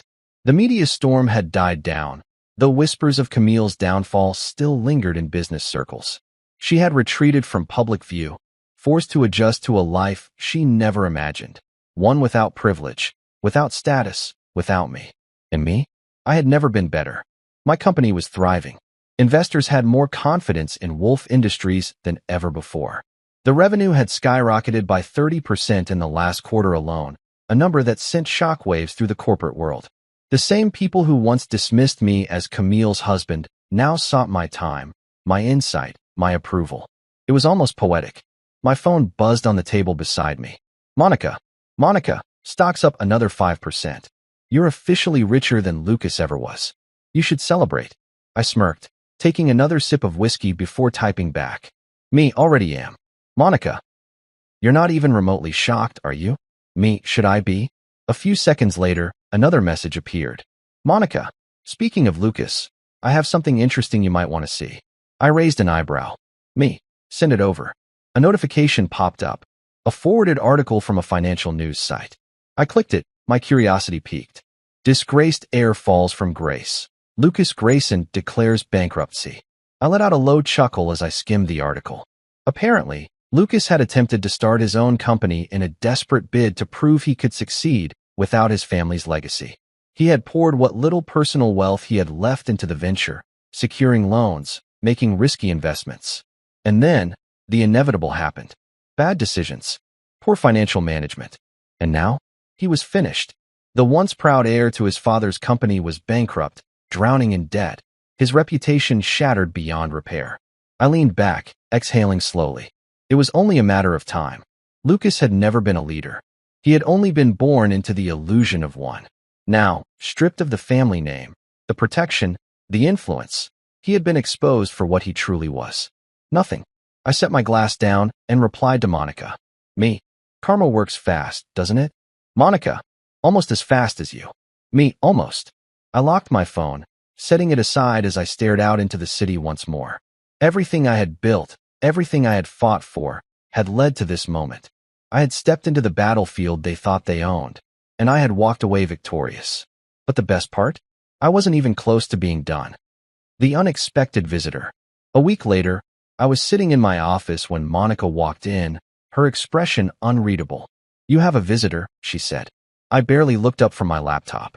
If it's another reporter, tell them I'm not interested. It's not a reporter, she said carefully. There was something in her voice that made me pause. I lifted my gaze. Who is it? She hesitated before answering. Camille. I blinked. Then, slowly, I leaned back in my chair, studying Monica's expression for any signs that she was joking. She wasn't. I exhaled, glancing at my watch. How does she look? Monica tilted her head, like she's lost everything. I wasn't surprised. Sighing, I waved a hand toward the door. Send her in. Monica nodded and stepped out. Moments later, Camille entered. She looked different. The arrogance that once defined her was gone. The perfectly curated appearance, the designer clothes, the confidence, the poise, had faded. Her dress was still expensive, but it didn't carry the same weight as before. There were faint shadows beneath her eyes, the kind that came from sleepless nights and worry. She hesitated for a brief moment before sitting across from me. For the first time in years, I saw something I had never seen in Camille before. Uncertainty. I folded my hands on the desk. What do you want, Camille? She swallowed, her eyes flickering down to my hands before meeting my gaze. I just wanted to talk. I arched a brow. About. She exhaled, shaking her head slightly. Everything. I remained silent, waiting. After a moment, she leaned forward slightly, her voice quieter. I made a mistake. I tilted my head. Which one? Her lips pressed together. All of them. There it was. The admission. The realization that everything she had taken for granted had crumbled beneath her. That I had been the foundation holding her world together, and she had never realized it until it was gone. I leaned back, crossing my arms. Why are you here, Camille? Her eyes searched mine. I don't know. A small smirk tugged at the corner of my lips. That's a first. She let out a soft, humorless laugh. I guess I deserved that. I didn't respond. Because she did. Silence stretched between us, heavy and unspoken words lingering in the air. Finally, she exhaled sharply. I wanted to say I'm sorry. I studied her, searching for any signs of manipulation, any trace of the woman who had once stood by and let her family tear me down. But all I saw was regret. Regret and emptiness. I nodded once. Apology accepted. Surprise flickered in her eyes. Just like that. I shrugged. What do you want me to say? That I still hate you? That I want revenge? She swallowed. Do you? I sighed, shaking my head. No, Camille. I don't. Because I had already won. She hesitated, then glanced toward the window, the city skyline reflecting in her eyes. Do you ever think about what could have been? I let out a dry chuckle. No. She flinched. I leaned forward, my voice calm. There was never a what could have been, Camille. There was only what was. And what was never enough. Her breath hitched, but she nodded slowly. I should go, she whispered. I didn't stop her. She stood, lingering for a moment before finally walking to the door. She paused. Goodbye. I nodded. Goodbye, Camille. And then she was gone. I let out a slow breath, rubbing my temple as I turned back to my work. The past was done. The future? That belonged to me now. The week after Camille's visit, life moved on without pause. Business meetings, stock evaluations, expansion plans. Everything was falling into place, just as I had designed. Wolf Industries had not only stabilized but was thriving under my leadership. Investors were flooding in, employees were more motivated than ever, and the media had shifted from scandal to success story. I had everything I had fought for. And yet, I couldn't shake the feeling that something was missing. Not regret, never that. More like the realization that, for the first time in years, I wasn't just proving a point anymore. I had won. Now, I had to decide what came next. I was still mulling over this thought when Monica walked into my office, carrying a folder and an amused smirk. You'll never guess who just walked in for a job interview, she said, setting the folder down in front of me. I raised a brow. I assume you're telling me because I'll actually care. Monica chuckled. Oh, you'll care. She leaned on the desk, watching me as I opened the folder. I flipped through the first few pages, scanning the name at the top. Monica Reynolds. The name didn't register at first, but then I saw the resume. Harvard MBA. 10 years of experience in corporate strategy. Former vice president of operations at Grayson Enterprises. And just like that, I remembered. Monica Reynolds. The woman Camille's mother had wanted her to marry. I glanced up, intrigued. You're kidding. Monica grinned. Wish I was. Of all the people to walk into my company, seeking employment under my leadership, it had to be her. Camille's family had always idolized Monica. She was the daughter of one of their wealthiest business partners, perfectly polished, well-connected, and accomplished. Lorraine had sung her praises for years, often comparing her to Camille, hinting that she would have been the better choice. I remembered meeting her at a few social events when Camille and I were still together. She had always been polite but distant, seemingly indifferent to the dynamics of my marriage. And now, she was sitting in my company's waiting area, applying for a management position. I leaned back, rubbing my chin. Did she know this was my company when she applied? Monica shrugged. Doubtful. She probably assumed it was still controlled by Camille's family. Her face was priceless when she realized who would be conducting the interview. I chuckled under my breath. This should be interesting. Monica smirked. So? Want me to send her in? I nodded. Let's see what she has to say. Monica left the office, and a few moments later, the door opened again. Monica Reynolds stepped inside. She was just as poised as I remembered, tall, elegant, with a sharp gaze that missed nothing, dressed in a navy blue business suit. She carried herself with the confidence of someone who had spent years at the top of the corporate world. But there was something else in her expression, a flicker of unease, perhaps even regret. She had expected this meeting to go differently. Mr. Wolf, she said smoothly, extending a hand. Thank you for taking the time. I shook her hand, watching her carefully. Please, have a seat. She sat across from me, crossing her legs neatly. I picked up her resume, flipping through it again. Impressive credentials. I worked hard for them. Her tone was neutral, but there was an edge of pride there. I closed the folder and leaned forward slightly. Why are you here, Monica? Her eyes flickered, as if weighing how honest she wanted to be. Finally, she sighed. You already know. After the takeover, I lost my position at Grayson Enterprises. When the company crumbled, I had two choices: leave the country or rebuild here. And you chose here. I chose stability, she corrected. Your company is stable. More than that, It's growing. I studied her, my fingers tapping lightly against the desk. You know, Camille's mother used to talk about you all the time. A flicker of something crossed her face, but she quickly masked it. I'm aware. She thought you would have been a better match for Camille than me. Monica exhaled softly. Lorraine had a lot of opinions. I smirked. And yet, here we are. I run the company, and you're the one asking for a job. Her lips twitched in amusement. Ironic, isn't it? I leaned back, considering her. I have to admit, I'm curious. What did you think of me back then? She didn't answer right away. When she did, her voice was softer. I thought you were underestimated, she admitted. I thought they treated you like an accessory, not a person. That surprised me. And yet, you never said anything. Monica sighed. It wasn't my place. And honestly, back then, I didn't think you wanted an ally. I frowned slightly. And now? She met my gaze head on. Now I do. Silence stretched between us. Monica Reynolds had been raised in the same world as Camille, yet she had fought her way up, made a name for herself on her own terms. And now, she was standing at the edge of a new beginning, one where I held the power to decide if she got another chance. Finally, I picked up a pen and tapped it against her resume. You know what the hardest part of success is? She tilted her head slightly. What? I leaned forward, lowering my voice just enough to make sure she really heard it. Remembering to give others the chance you wish someone had given you. She inhaled, considering that. Then, slowly, she nodded. I slid her resume back toward her. Welcome to Wolf Industries, Monica. A genuine smile spread across her lips. Thank you, Mr. Wolf. I smirked. Call me. I paused, reconsidering. Actually, no.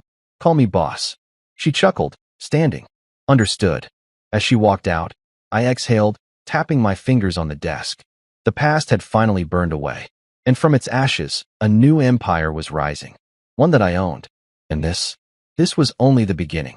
The weeks following Monica's hiring passed in a blur of efficiency, strategy, and expansion. She was as sharp as I remembered, perhaps even sharper now that she had something to prove. Under my leadership, Wolf Industries had not only stabilized, but was climbing new heights. The employees had adjusted to the change faster than expected. Those who had benefited from Camille's family's nepotism were either gone or had learned to keep their heads down. The ones who had always been the real backbone of the company, the ones who had worked tirelessly while the Grayson family took all the credit, were thriving. For the first time in years, the company was running on merit, not entitlement.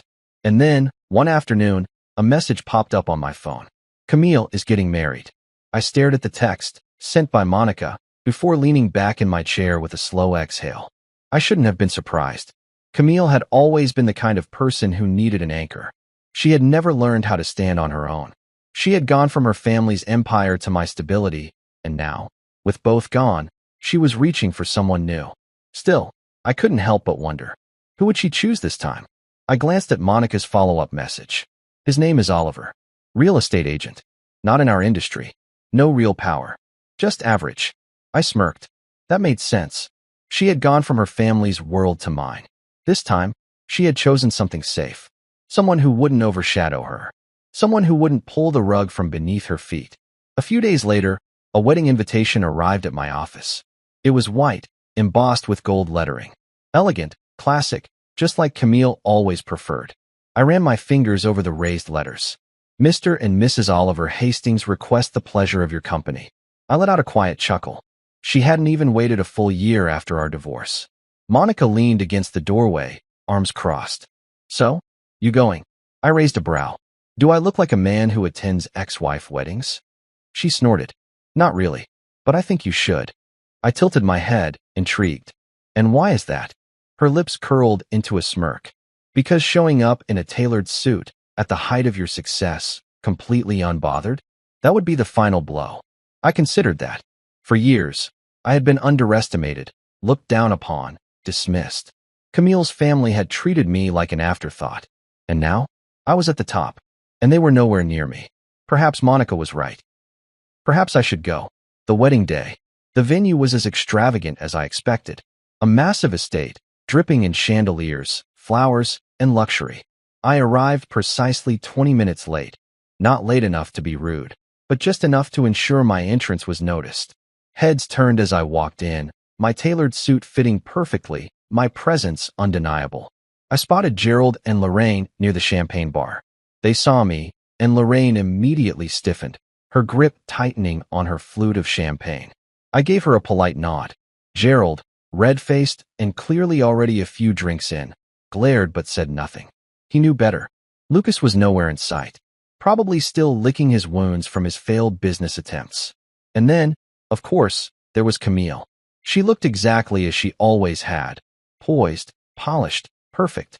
But there was something different about her. Something missing. The effortless confidence. The untouchable arrogance. She had been humbled. Her eyes widened when she saw me, flickering with surprise, then something else. A flash of uncertainty. I let a small smirk tug at my lips as I made my way to the bar. The whispers had already started. I can't believe he showed up. Does he look better than before? He owns an empire now. Did you hear? I ordered a whiskey and took a slow sip, my expression unreadable. Camille hesitated before making her way toward me, her dress trailing behind her like she was still the center of attention. Didn't expect to see you here, she said, her voice smooth but unsure. I turned slightly, meeting her gaze. Didn't expect an invitation. She inhaled, tucking a strand of hair behind her ear. I thought it would be polite. I hummed. Polite. A small frown formed between her brows. You didn't have to come. I took another sip of whiskey. I know. Her lips parted slightly, as if she wanted to say more, but then someone called her name. Oliver. He was exactly what I expected. Handsome in a safe, non-threatening way. The kind of man who wouldn't challenge her, who wouldn't demand more from her than she was willing to give. His eyes flicked between us, polite but wary. Hey, babe. Everything okay? Babe. I almost laughed. Camille forced a smile. Yes, of course. Oliver, this is. I know who he is. Oliver interrupted, his voice tight. Good. I smiled, offering a handshake. Nice to meet you. He hesitated before shaking my hand. His grip was firm, but his confidence wasn't. Camille shifted uncomfortably. Well, we should be getting back. Thank you for coming. I nodded, stepping aside. Of course. Congratulations. She hesitated, her eyes searching mine for something. Regret? Nostalgia? I didn't know, and I didn't care. As they walked away, Monica appeared at my side, swirling a glass of wine. That was fun. I chuckled. It was. She leaned in slightly. Did you see her face when she saw you? I smirked. Saw it. Enjoyed it. Monica laughed, shaking her head. You're terrible. I downed the last of my whiskey and set the glass down. Come on. Let's get out of here. She raised a brow. Already. I shrugged. I've made my point. And I had. Camille had chosen her path. I had chosen mine. And for the first time in years, I felt free. As we walked out, I handed a small, wrapped box to one of the waiters. Make sure the bride gets this, I said. He nodded, and we left. Inside the box was a single coffee maker. With a note. Some people serve coffee. Others build empires. Congratulations on your wedding. Best wishes, your ex-CEO. As I stepped into my car, I couldn't help but smile. The best revenge? Living well.